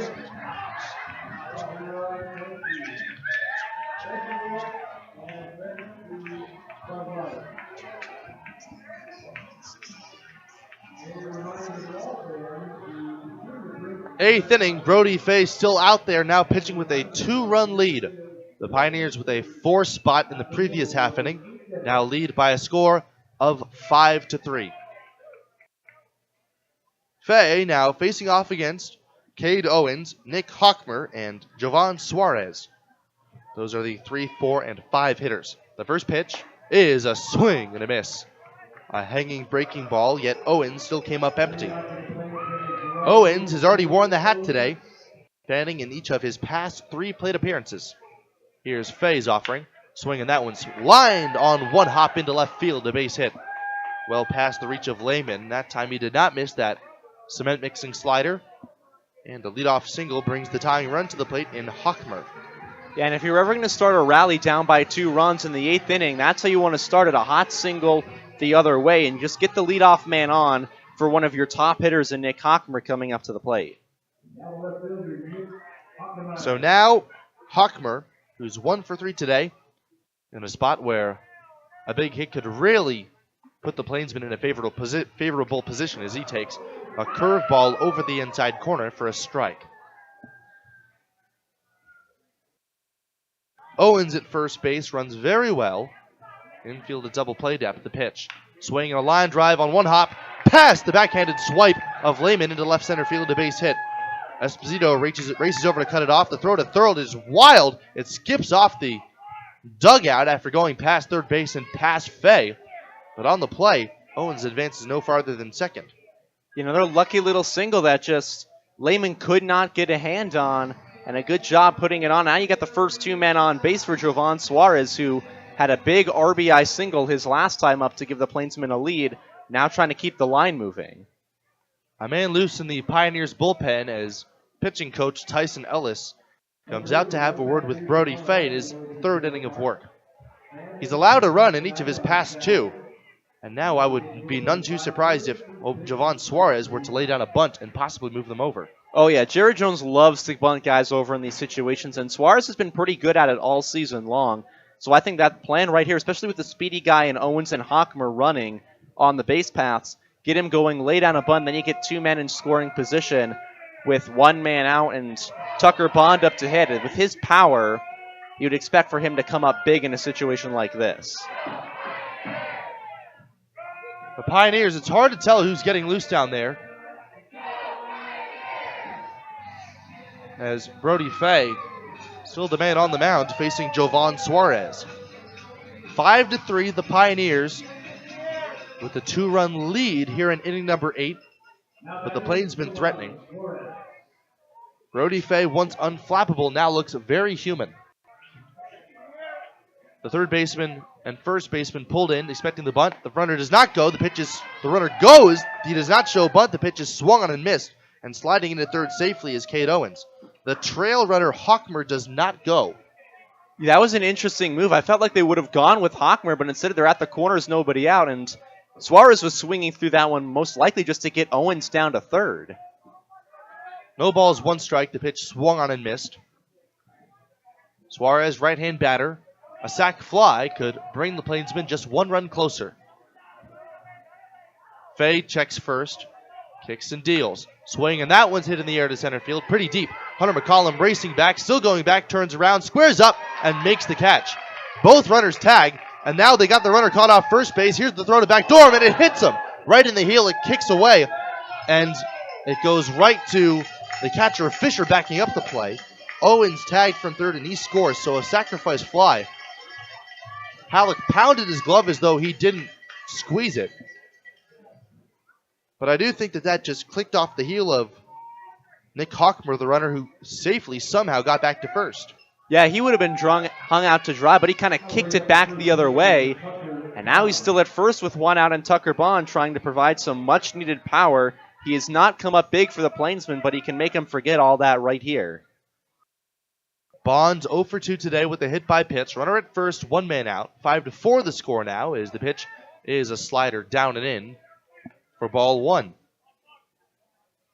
Hochmer at first, a fast runner, although he's been caught stealing once already today. Fay, the lefty, keeping a close eye on him.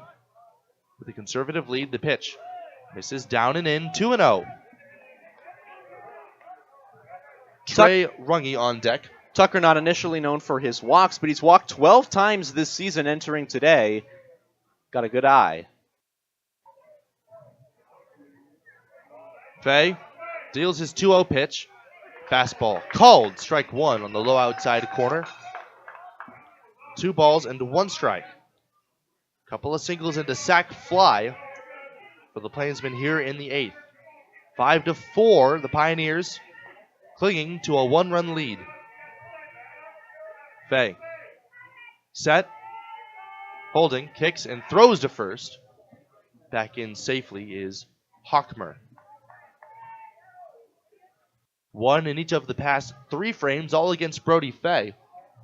The Plainsmen have had a lot of success against Fay as of late. Newly committed to Cleary University once at Lakeland in Wisconsin. Swings, and there's a high pop fly down the right side. Halleck racing over, Fisher going over, but it falls out of both of their reaches. 1 hop off into the party deck area down the right field line. 2-2. Tucker Bond, a clear double play candidate, does not run very well. Hochmer at first base. Would be surprised if Bond would see a payoff pitch starting a runner. Fay setting. Now waiting. And his 2-2 pitch is swung on and missed. Strike 3. A high fastball got him. Bond strikes out for the second time today. And Fay now 1 out away from preserving this 1-run lead. Trey Runge, the man up now, 0 for 3 with 2 strikeouts, with Ortiz to follow. Right-hand batter as Fay checks. Now he deals, swinging a little inside-out ground ball, rolling out towards second base. Far to his left, Schneider has it, and he throws him out at first. Nice play by Cameron Schneider, not rushing the thing, making a strong and accurate throw in time to get Runge for the 3rd out. The Plainsmen get 1 on a couple of hits and a sac fly. We go now to the last of the 8th. The Pioneers looking for some more insurance with Schneider, Robinson, and McCollum due up. 5-4 the score on the West Coast scoreboard. Community bank? When you choose a local community bank, you keep money in our local economy. That money helps support local jobs, schools, and businesses. Money that helps fund a stronger and prosperous community for us all to enjoy and live in. At Platte Valley Bank, we are here to help build and support the community we love being a part of. We believe that together, we can make great things happen. Platte Valley Bank. Who is Hydrotex? Hydrotex manufactures and distributes over 300 different high-performance lubricants, including fuel conditioners, hydraulic and transmission fluid, and more. We've been helping customers improve their operations for more than 80 years with products made in the USA. We sell directly to customers and can even deliver right to your door to offer excellent service and value. Our products are made to exceedingly extend drain and grease intervals to reduce maintenance and labor costs to improve the budget. Whether you're in a factory, farm fleet, or like to go fast, Hydrotex is here to help. Visit your local Hydrotex dealer in person or online today.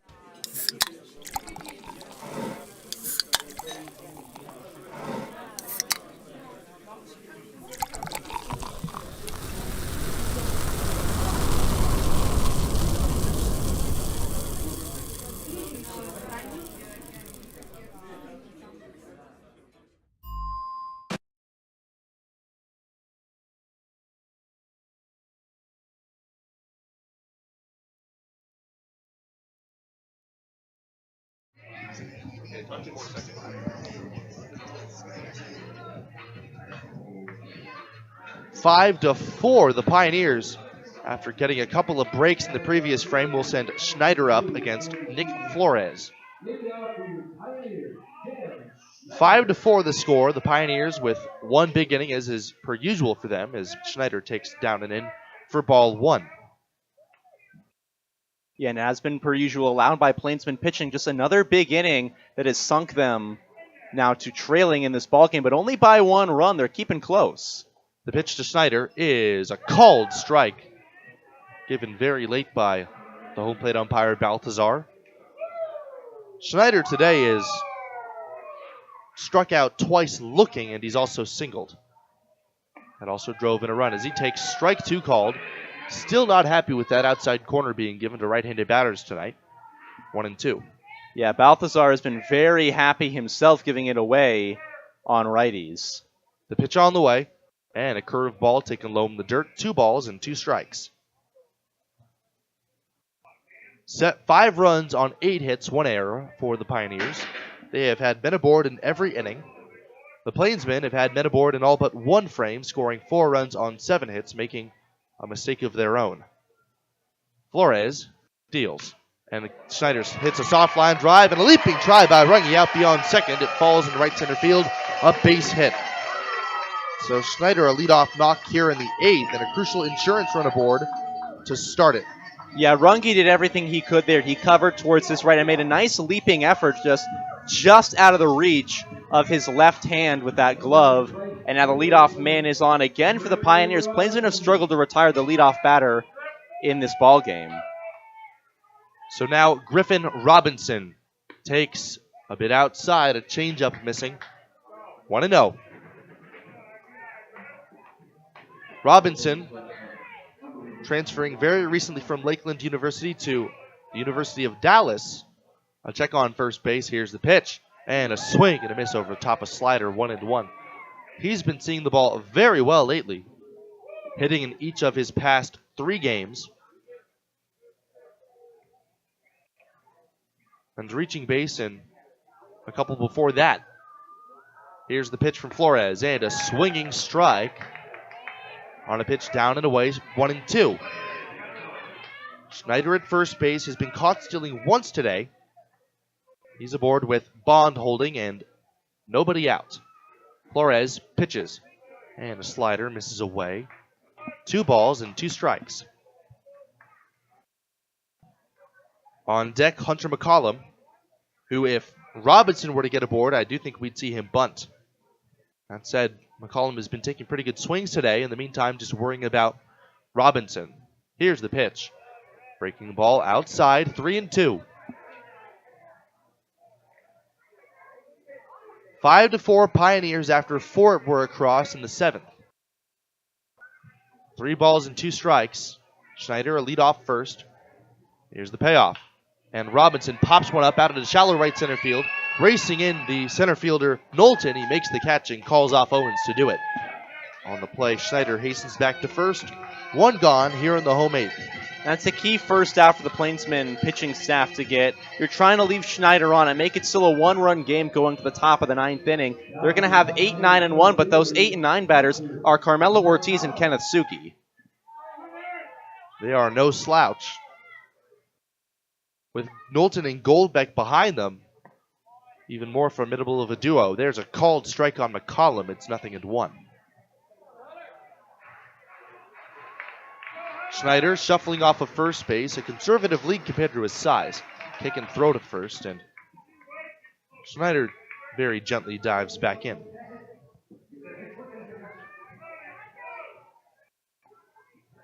The Pioneers trying to take the first of 3 here at Oregon Trail Ballpark on Oregon Trail Days weekend. The pitch, and McCollum swings and fouls one off himself that trickles out down the first baseline a short way. No balls, 2 strikes. James Lehman waiting out on deck. McCollum today has singled and stolen a base only to be stranded at third. Schneider leaning a bit off first base. Here's the high leg kick and pitch. And McCollum reaches for one and hits it gently foul toward the on-deck circle. And eventually into the Pioneers dugout. Still 0-2, 1 out, runner at first, infield at double play depth. McCollum a very fast runner. Not an easy guy to make a second out on. Here's the pitch. Curveball down and in the dirt. Nice block by Ortiz. The very seasoned catcher for the Plainsmen. Keeping Robinson over at first. McCollum just missed a home run in his previous trip. Here is Flores, the high set, the pitch. Curveball popped up on the infield, out into shallow center field. The shortstop Goldbeck waving everybody off. He reaches up and he drops the ball. The ball is bobbled at first. Now the throw to second is not in time. That throw seemed to have beaten Cam Schneider, but apparently he might have been off the bag. That was a close play. Yeah, off the bag and just unable to reel it in. They're going to rule that in error, but that was a tough play for Garrett Goldbeck, having to go out and make the play in the outfield, turning his back on it. Tough job, but an unfortunate break for the Plainsmen. Also on the play, worth mentioning that Knowlton was racing in. It has authority on it. So Goldbeck thought he had good enough of a shot. So an error ahead of James Lehman. 2 men on, 1 man out. The Pioneers looking for an insurance run, leading 5-4. The pitch swung on and popped foul out of play. Lehman, left-hander against left-hander, is 1 for 4 today with an infield hit to start off this game. An uncharacteristically quiet day for the freshman, who has come down to earth after a blistering hot streak to start off his year with the Pioneers. Schneider at second, McCollum at first. Here's the pitch. In the dirt, taken 1-1.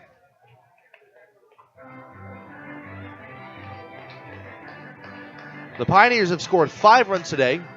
Their offense has really been the headliner over the past couple, scoring 38 runs between them, 28 hits, and they've taken 24 walks as well, as Lehman takes down and away. They are not afraid to let any opponent dig themselves a hole, and then once they've dug it, push them farther in. 2 runners aboard. The pitch on the way. Swing and a miss.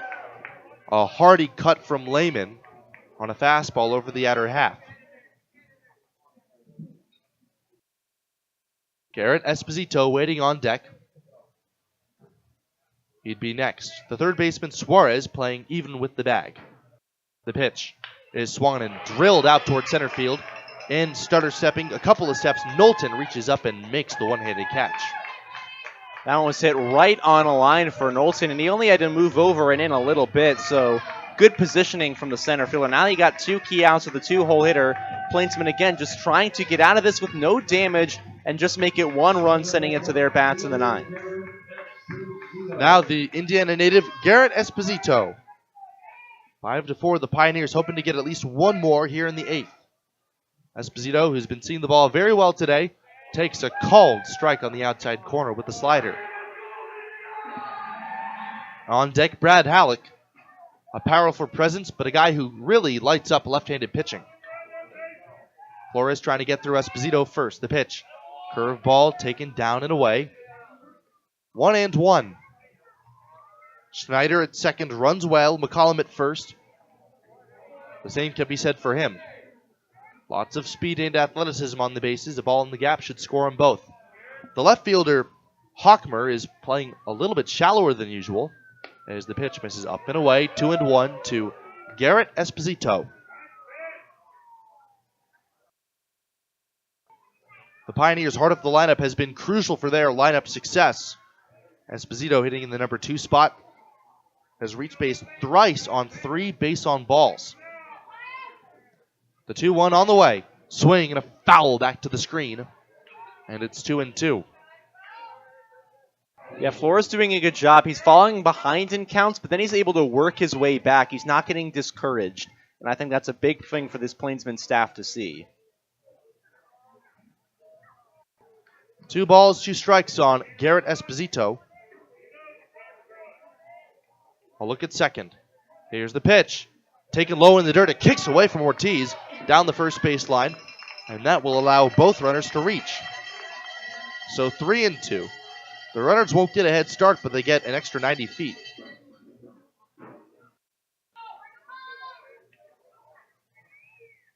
Three and 2. Esposito has shown that he will not chase. Now a question of if he's willing to accept a challenge. Flores, the high set.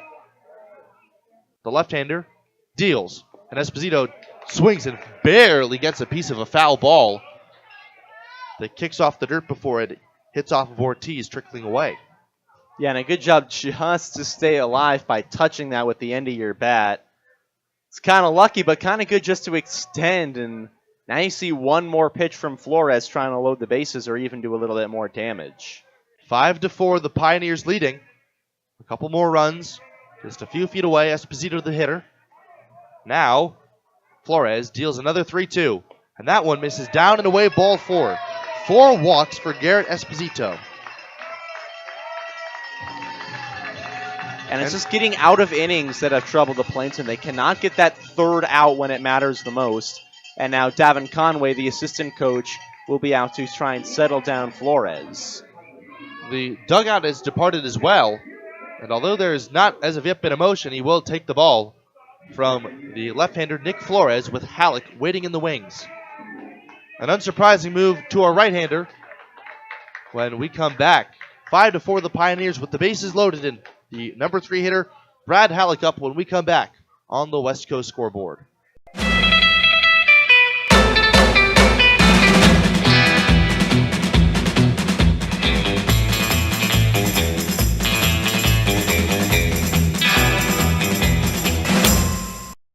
We can sum up McDonald's new crispy chicken sandwich in one word. Crispy. But also juicy and tender. Okay, it's crispy, juicy, tender. All one word. But then, also pickle. Oh, and potato bun, which is 2 words. Okay, we can't sum up our new crispy chicken sandwich in one word, so you'll just have to try it to understand it. Order ahead on the McDonald's app at participating McDonald's. Ba-da-ba-ba-ba.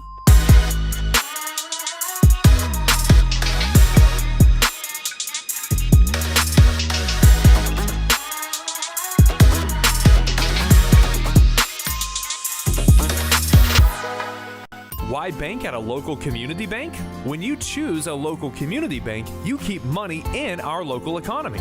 That money helps support local jobs, schools, and businesses. Money that helps fund a stronger and prosperous community for us all to enjoy and live in. At Platte Valley Bank, we are here to help build and support the community we love being a part of. We believe that together, we can make great things happen. Platte Valley Bank.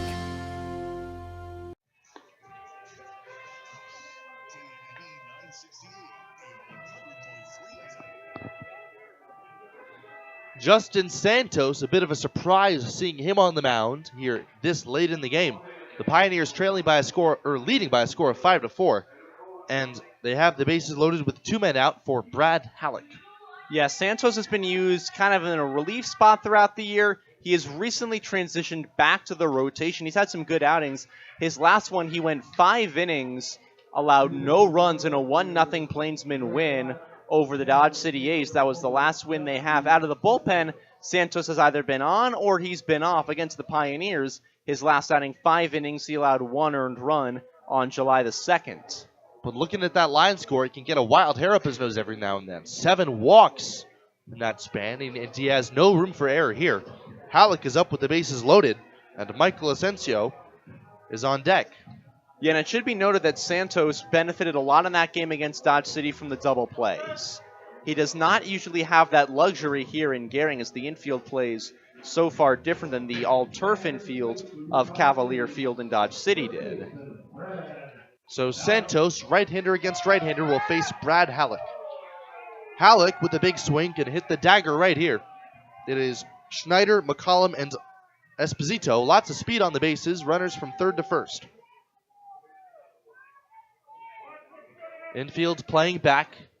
The first pitch, very low. Kicks off of Ortiz away from him. Not far enough, though. 1-0. Yeah, and the big thing for Santos right now is just limiting any kind of damage, taking anything away. And even though the bases are loaded, it's 2 outs and nobody has come across a score yet in this half inning of frame.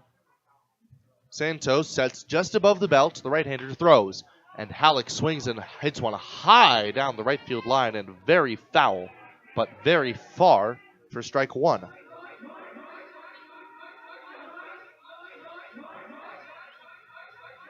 The base runner at third, the responsibility of Nick Flores. The one at second and the one at first has Flores off the hook because they were unearned. 1-1, the count on Brad Halleck. Here's the pitch, and he hits another one foul. Santos pounding that low outside part of the strike zone. And Halleck, if he has a weakness, is the outer half of home plate. He dominates pitches middle in. And I'm a bit surprised that he doesn't crowd the plate sometimes. Lots of power, a couple of home runs on the year. Robbed of a hit earlier today that would have been extra bases by Knowlton. Here's the pitch. Very high, almost zips to the backstop. Yeah, Took a cat-like snare from Ortiz to prevent that. Carmelo Ortiz did a great job just reaching up, and his reflexes just snagged it and kept the runners honest where they were. 2-2 on Halleck. Santos hits, here's the pitch, and Halleck strikes out swinging. Powered a high fastball by him, the second time that Halleck has struck out here this game. The Pioneers leave him loaded. A hit, a walk, and an error, and 3 left stranded heading to the 9th. The Pios lead by 1, 5-4 on the West Coast scoreboard.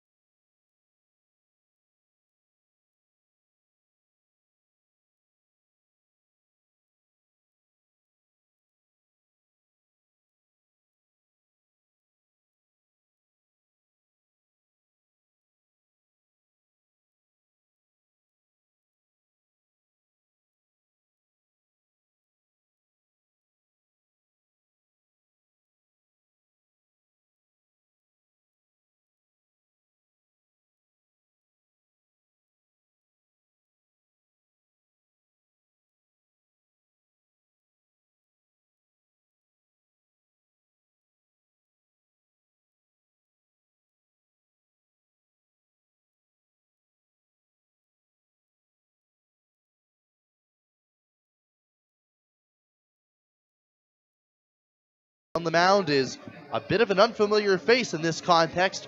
Michael Asensio enters from the DH spot. He will pitch the 9th inning, and he will make his Pioneers debut on the mound. The Pioneers pitching staff, pitching at altitude and having a lot of runs scored against them, is worn thin. And Asensio, a last resort, trying to hold a 1-run lead, 5-4, the Pioneers ahead, with the 8, 9, and 1 hitters due up in the 9th. Yeah, and at this point, you'll just kind of take any kind of production, and for Asensio, all he's got to do is get 3 outs without allowing 1 run against the Plainsmen side, but it's going to be a tough 3 outs to get. That is an understatement. Ortiz today, 2 for 3. Sugi, 1 for 3 with a line drive and a walk, with a stolen base and a run scored. So Ortiz facing the right-hander Michael Asensio. Another guy we have to change on our roster to being a two-way player. Yeah, so summer ball, these guys are just getting a lot of versatility. So Asensio working from the stretch, the acting closer, pitches. Swinging a line drive on one hop, past Halleck into right field, a base hit. He couldn't pick it out of the dirt. He tried to wrestle it as Ortiz trips and falls, rounding first base, and ends up scrambling back after falling down in a heap near Halleck, who was still getting up from missing that ball underneath his glove. You know, Ortiz has to be a lot more careful rounding the bag. He's the only catcher the Plainsmen have this week. He cannot afford to get hurt scrambling around any bases.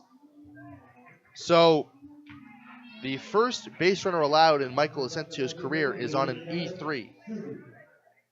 So now Kenneth Sugi, step off throw to first. That was a close play.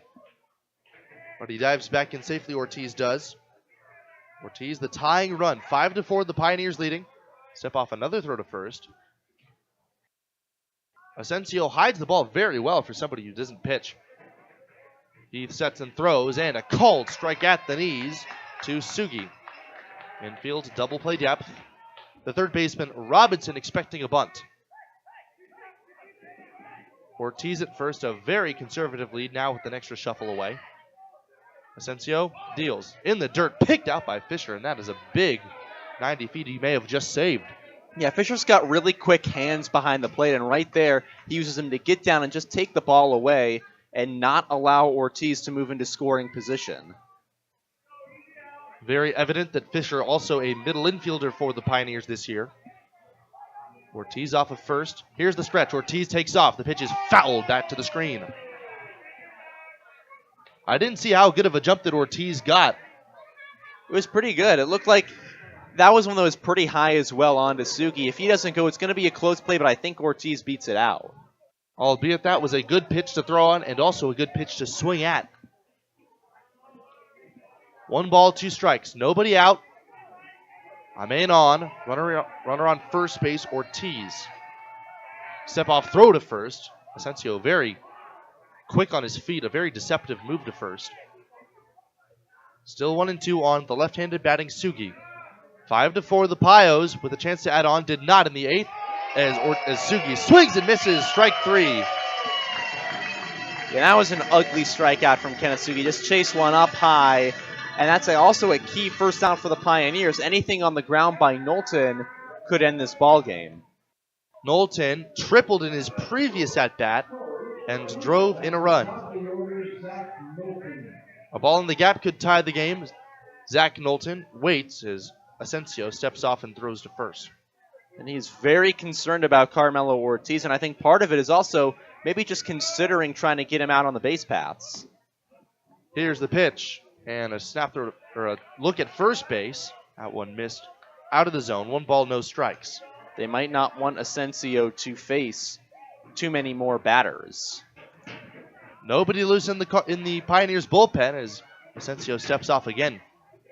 He's thrown as many balls to first base as he has to the plate here. 1 ball, no strikes on Knowlton with Goldbeck to follow. Here's the pitch. Down and away, slider missing. 2 balls and no strikes. Fisher, the veteran catcher, walks slowly towards the mound, helping to calm Asensio down here.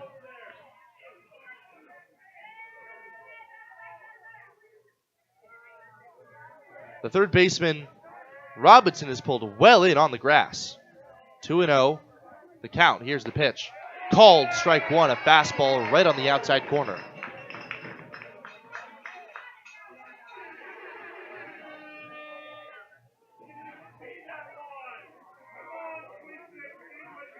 Asensio kicks and deals.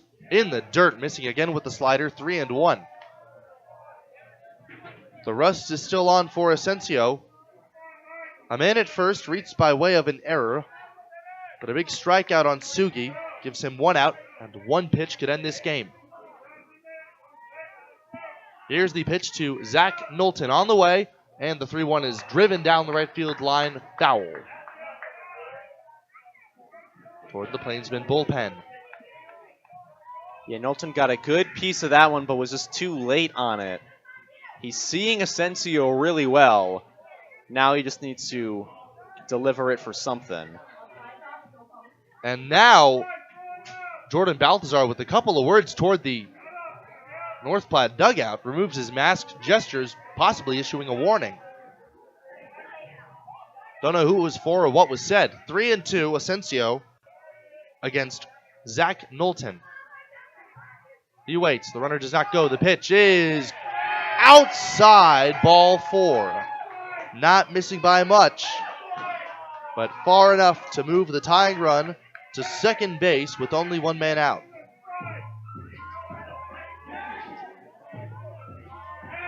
So now, with Ortiz at second and Knowlton at first, it'll be Gehrig Goldbeck. 5-4 the Pioneers. Left them loaded the previous frame, and right now they're wishing they had a little bit more leeway. Michael Asensio, his pitching debut And there's a called strike on the lefty Goldbeck, who is 2 for 4 with 2 singles today. Yeah, he's finding his stride in a Plainsman uniform with the bat. And now just trying to continue it going. Now somebody's chirping, and now the home plate umpire's warned a fan. What? Why? And now he's just thrown him out. Whoa. Him or her, I don't know who it was or why. So now the Pioneers owner, Chuck Heeman, is motioning for somebody to come down. We don't know who it is or why, but play evidently will not resume until that fan is dismissed from the confines. That's a new one. So we're observing from the Logos broadcast booth exactly what's transpiring. He's pleading his case for him to stay. Balthazar, the home plate umpire, wants him to go. And now Asensio is going to have a visit from Fisher. I have never seen that happen. Nor have I. I've not seen a fan get a warning from the umpire now get ejected. A rowdy crowd on a Friday night. Well, we're observing from the Logos broadcast booth what's going on. Head coach Brandon Nelson discussing things with Balthazar now too. Everybody's wanting this fan to leave, who is still seated in the reserve section. Now the fan's getting heckled. And now some fans are going a bit ornery there. The fan who's been tossed is still on the premises. Multiple fans telling him to leave. Very much including Chuck Heeman, the owner. Asensio's just trying to stay warm out there. The game's 5-4. A couple of runs on the go-ahead run at first base for the Plainsmen. And in the ultimate anticlimax, we're waiting for somebody to get up and leave. A fan was ejected. That is not what you expect every game when you come to call a baseball game, but you got to be prepared for everything, and that is certainly something. He has gotten up, but he's taking his time getting out of here.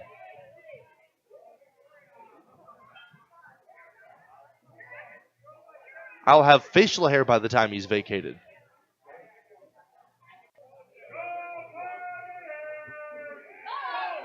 So now the fan is finally getting up and getting going. Slowly but surely, trudging down the steps and getting out as Balthazar once again has his mask on. An embarrassing turn of events here, and now some sarcastic applause from the remaining home faithful. So now play is finally ready to resume after an untimely intermission here in the top of the 9th inning. A runner at second and a runner at first. The former is the tying run, the latter the go-ahead. It is Goldbeck, the hitter, and a lot of speed on the bases. The pitch is a ball, just missing 1-1. Ortiz at second, Knowlton at first, infield playing for a pair. Asensio just trying to get one in the zone, pitches, and there's a swing and a foul down the left field line, 1-2. Nick Hockmer is 2 for 4, singling in his previous trip. He's in the hole. Cade Owens, the man on deck. Now time is called. Garrett Fisher asking for it. And Balthazar gave it to him. A prolonged top half of the 9th. And now Goldbeck back in. Asensio deals his 1-2 pitch. Slider off the outside. Good spot for it. But as has been the case for the duration of this evening, the outside strike to lefties is not the same as it is to righties. Yeah, lefties are getting a lot more leniency outside just to take it, and that's helping them a lot drive pitches across. Asensio deals his 2-2, and there's a line drive out toward center field coming in McCollum. He reaches up and makes the catch. The throw comes in toward the shortstop, Lehman. Hurrying back to second, Carmelo Ortiz, and for a second, I think McCollum had thoughts of making a throw behind him and to try to double him off. Yeah, that was a really good hit by Gary Goldback. Hit that one on the screws, but right at McCollum. And so now it's 2 outs, and Cade Owens is the last hope for the Plainsmen, down by a run with a tying run in scoring position. 5-4, the Pioneers and Plainsmen. A thrilling matchup here on the opening day of Oregon Trail Days in Gering. 5-4. 2 errors apiece. 9 hits for the Pioneers, 7 for the Plainsmen. Hit number 8 will likely tie it with speed on the bases. The outfield playing moderately deep, just focused on the go-ahead run as there's a breaking ball in for a called strike. Owens singled his previous at-bat, and he would come around to score. A 4-run bottom of the 7th inning for the Pioneers gave them a lead that they have since not looked back from. The pitch. Swinging a line drive toward right field, racing at Aiden Orr. He gets there and makes the catch. And the ball game is over. Michael Asensio, his debut on the mound after DHing and playing the rest of his season in the field. He comes through and picks up the save, and the Pioneers take game 1 by the final score of 5-4. Final line score, 4 runs, 7 hits, 2 errors, and plenty left aboard. We'll count them up in just a few moments. 5 runs, 9 hits, 2 errors for the Pioneers. The Plainsmen just come up a bit short against Michael Asensio and the Pioneers. We'll be back for our Runza postgame show in just a few minutes along with Toby Zabore. I'm Carson Trail. We will return in just a moment.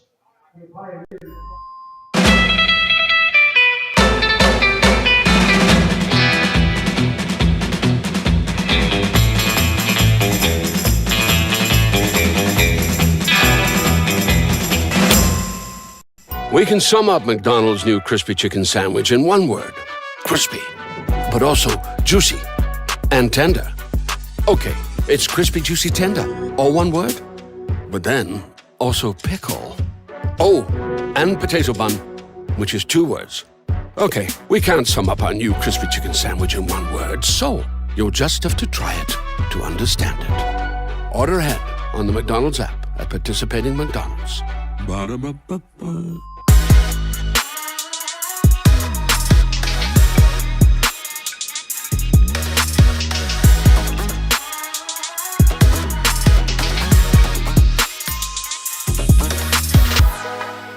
Why bank at a local community bank? When you choose a local community bank, you keep money in our local economy. That money helps support local jobs, schools, and businesses. Money that helps fund a stronger and prosperous community for us all to enjoy and live in. At Platte Valley Bank, we are here to help build and support the community we love being a part of. We believe that together, we can make great things happen. Platte Valley Bank. Who is Hydrotex? Hydrotex manufactures and distributes over 300 different high-performance lubricants, including fuel conditioners, hydraulic and transmission fluid, and more. We've been helping customers improve their operations for more than 80 years with products made in the USA. We sell directly to customers and can even deliver right to your door to offer excellent service and value. Our products are made to exceedingly extend drain and grease intervals to reduce maintenance and labor costs to improve the budget. Whether you're in a factory, farm fleet, or like to go fast, Hydrotex is here to help. Visit your local Hydrotex dealer in person or online today.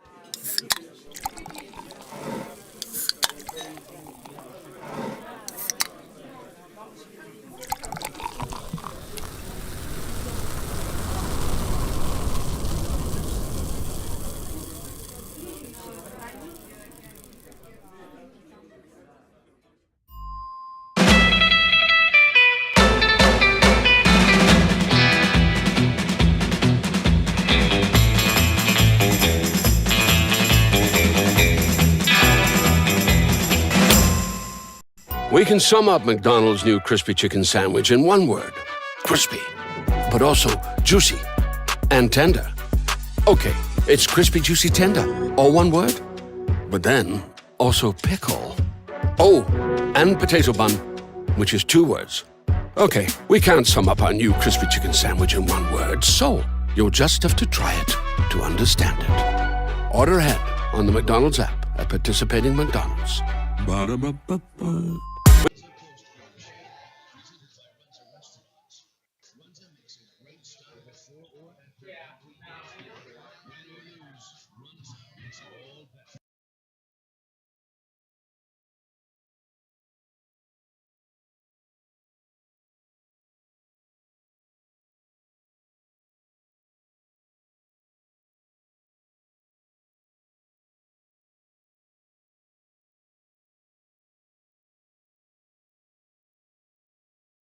exciting finish here at Oregon Trail Park. I'm Carson Trail, thankfully joined by Toby Zabore for the play-by-play innings here today. The Pioneers victorious over the North Platte Plainsmen by a final score of 5-4. It was a pretty low-scoring affair early on. Reese Francis and his counterpart Noah Soper for the Plainsmen were dominant from the get-go. Francis finished his day with a grand total of 7 strikeouts, allowing just 2 hits and 1 earned run through his first 5 innings. That 1 run was by way of a 2-out walk and then a double steal following a Goldbeck single. Zach Knowlton ended up running home on a classic first and third play that the Plainsmen have run multiple times this year. A 1-0 lead for the Plainsmen, and the Pioneers answered back in the last of the 4th inning. A double by Michael Asensio, more on him later. A hit batsman, and then a single by Cam Schneider tied this game up. It would remain tied for a couple more innings until Brody Fay came in, and the Plainsmen continue their run of success against him as of late. A 2-out walk and then a triple by Zach Knowlton gave them a 2-run lead. They added on in the 8th inning after a sacrifice fly by Jovan Suarez. It was 3-1. Actually, one came across in the 6th against Fay as well. So 1 in the 6th, 1 in the 7th, and 1 in the 8th. A 4-1 lead entering the last of the 3-1 entering the last of the 7th, and then a 4th run coming across for the Plainsmen. The Pioneers, with a 4 spot in the last of the 7th, ended up holding on to a 5-4 lead. Michael Asensio again comes through with a double just over the head and just in fair ground down the right field line. Michael Asensio then came in for the 9th inning, his first appearance as a pitcher in the Western Nebraska Pioneers organization. He would work a hair-raising top of the 9th that was a bit anticlimactic with a long intermission due to a fan ejection, all the while at Oregon Trail Park. That's the first time we've had that happen this year. But he ultimately came through, stranding a couple of runners aboard. He is our Taco John's player of the game, and we will have him on in just a few moments. In the meantime, final line score, 4 runs, 7 hits, 2 errors, and 8 left aboard for the losing North Platte Plainsmen. For the Pioneers, 5 runs, 9 hits, 2 errors, and 10 stranded. They left them loaded in the 8th, too, I forgot to mention. I guess the insurance run certainly would have been appreciated heading into the 9th. The winning pitcher, Reese Francis, improving his line to 3-1 on the year. Making his debut, Michael Hanna, unfortunately for him, gets saddled with the loss. To save Michael Asensio his first, the time of the game was 3 hours and 17 minutes. We don't know what paid attendance was. All that we know is it's 1 less than we started with. The rest of our Runs Up postgame show will come up in just a minute, featuring our Taco John's player of the game. I'm Carson Trail. If this is where you leave us, thank you very much for listening. If not, we have a very exciting interview ahead. All right, welcome to the booth.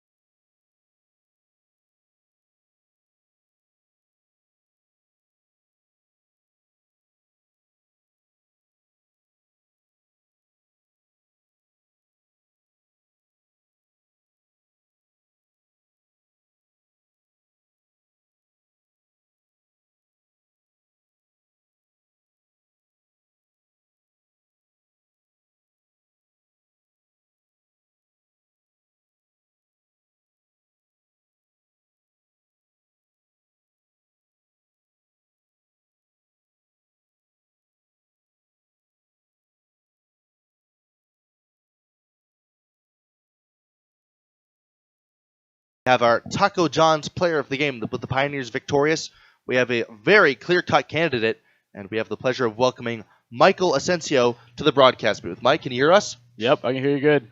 Well, welcome to the show here. This is your show today, a 3-for-4 effort, and we were going to have you on regardless of what you ended up doing on the mound, but you came in for the 9th inning, and you worked a scoreless top half of the frame, preserving a 1-run lead. My first question is, when was the last time you pitched? Game-wise, last time I pitched, probably October, but I did throw some live ABs in February before I ended up getting hurt. But other than that, yeah, that's my first time pitching in a while. Wait, so you did pitch for Kaskaskia College out in the Midwest? I did, but it ended up ending after I got hurt, so I never really got a chance to pitch again. So a couple of debuts for the Pioneers, Connor Riggs in the field, and then now you on the mound. Who's the better two-way player, you or Riggs? Ooh. No, I'm going to have to take myself right there. I don't want to be selfish or anything, but I have been two-waying longer than him. I did two-way in college at the beginning of the year, my freshman year, before I ended up going down with my back injury. So I'm going to have to take myself. Well, it must hurt to carry the team. A multi-hit performance and a couple of big runs batted in. I want to talk to you about your bat back in the 7th inning. The bases were loaded, and you're just seeing a new pitcher on the mound. Like, how much harder is it to come in and face a guy when he's just warming up and you haven't had any other hitters gauge him as of yet? You know, we haven't seen him that game, but luckily we have seen him before in recent games, and I remember him being a pitcher that I struggled with. I think I had 1 hit against him in total, and he got me out a lot. But I knew he always attacked with a backdoor curveball, and he liked to stay outside and didn't really throw a fastball. So I knew that if I stayed back and I could wait on that curveball outside, I knew I would eventually get it. And get it you did, a 2-run double, plating the tying runs back in the 7th inning. So now I want to talk to you about kind of going in, pitching in the 9th. I've already talked to you about when the last time it was that you pitched, but I guess how much more different was it coming in such a high leverage situation? Yeah, no doubt. I mean, I have been in those situations before, but it's been a while. I mean, I did have a lot of jitters going in there. I was a little nervous, dirting a lot of the pitches. I mean, but eventually once I got that first runner on, I knew I had to lock it in. I took some deep breaths and I tried to find the strike zone. Michael Asensio with us, our Taco John's player of the game. Mike, thank you very much for joining us. Congratulations on an outstanding game. The Pioneers take the first of 3 here at Oregon Trail Park. This has been our Taco John's player of the game with us. The player of the game is brought to you by Taco John's of Scottsbluff and Gering. Make Taco John's a game day tradition by unwrapping the original before or after every game. I'm Carson Trail, part of our Runza postgame show. Runza doesn't like to think of themselves as just another restaurant in town. They like to think of themselves as part of the community. Runza, with locations in Scottsbluff, Gering, Chadron, and Alliance. Thanks again to Michael Asensio for joining us, and for Toby Zabore joining the KNEB call today. He will return for the Alliance share of the play-by-play. The Pioneers and the Plainsmen set to face off at 6:35 p.m. Mountain Time.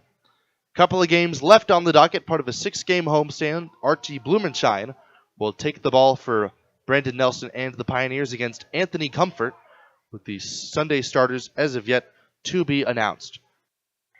So thank you very much for joining us for another edition of Pioneers Baseball. It was an exciting one here on the first day of Oregon Trail Days weekend.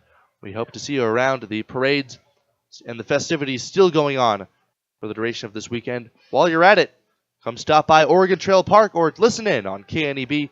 I'm Carson Trail, wishing you good night to the good people of Scottsbluff, Gering, and Terrytown. Pioneers Baseball will return tomorrow.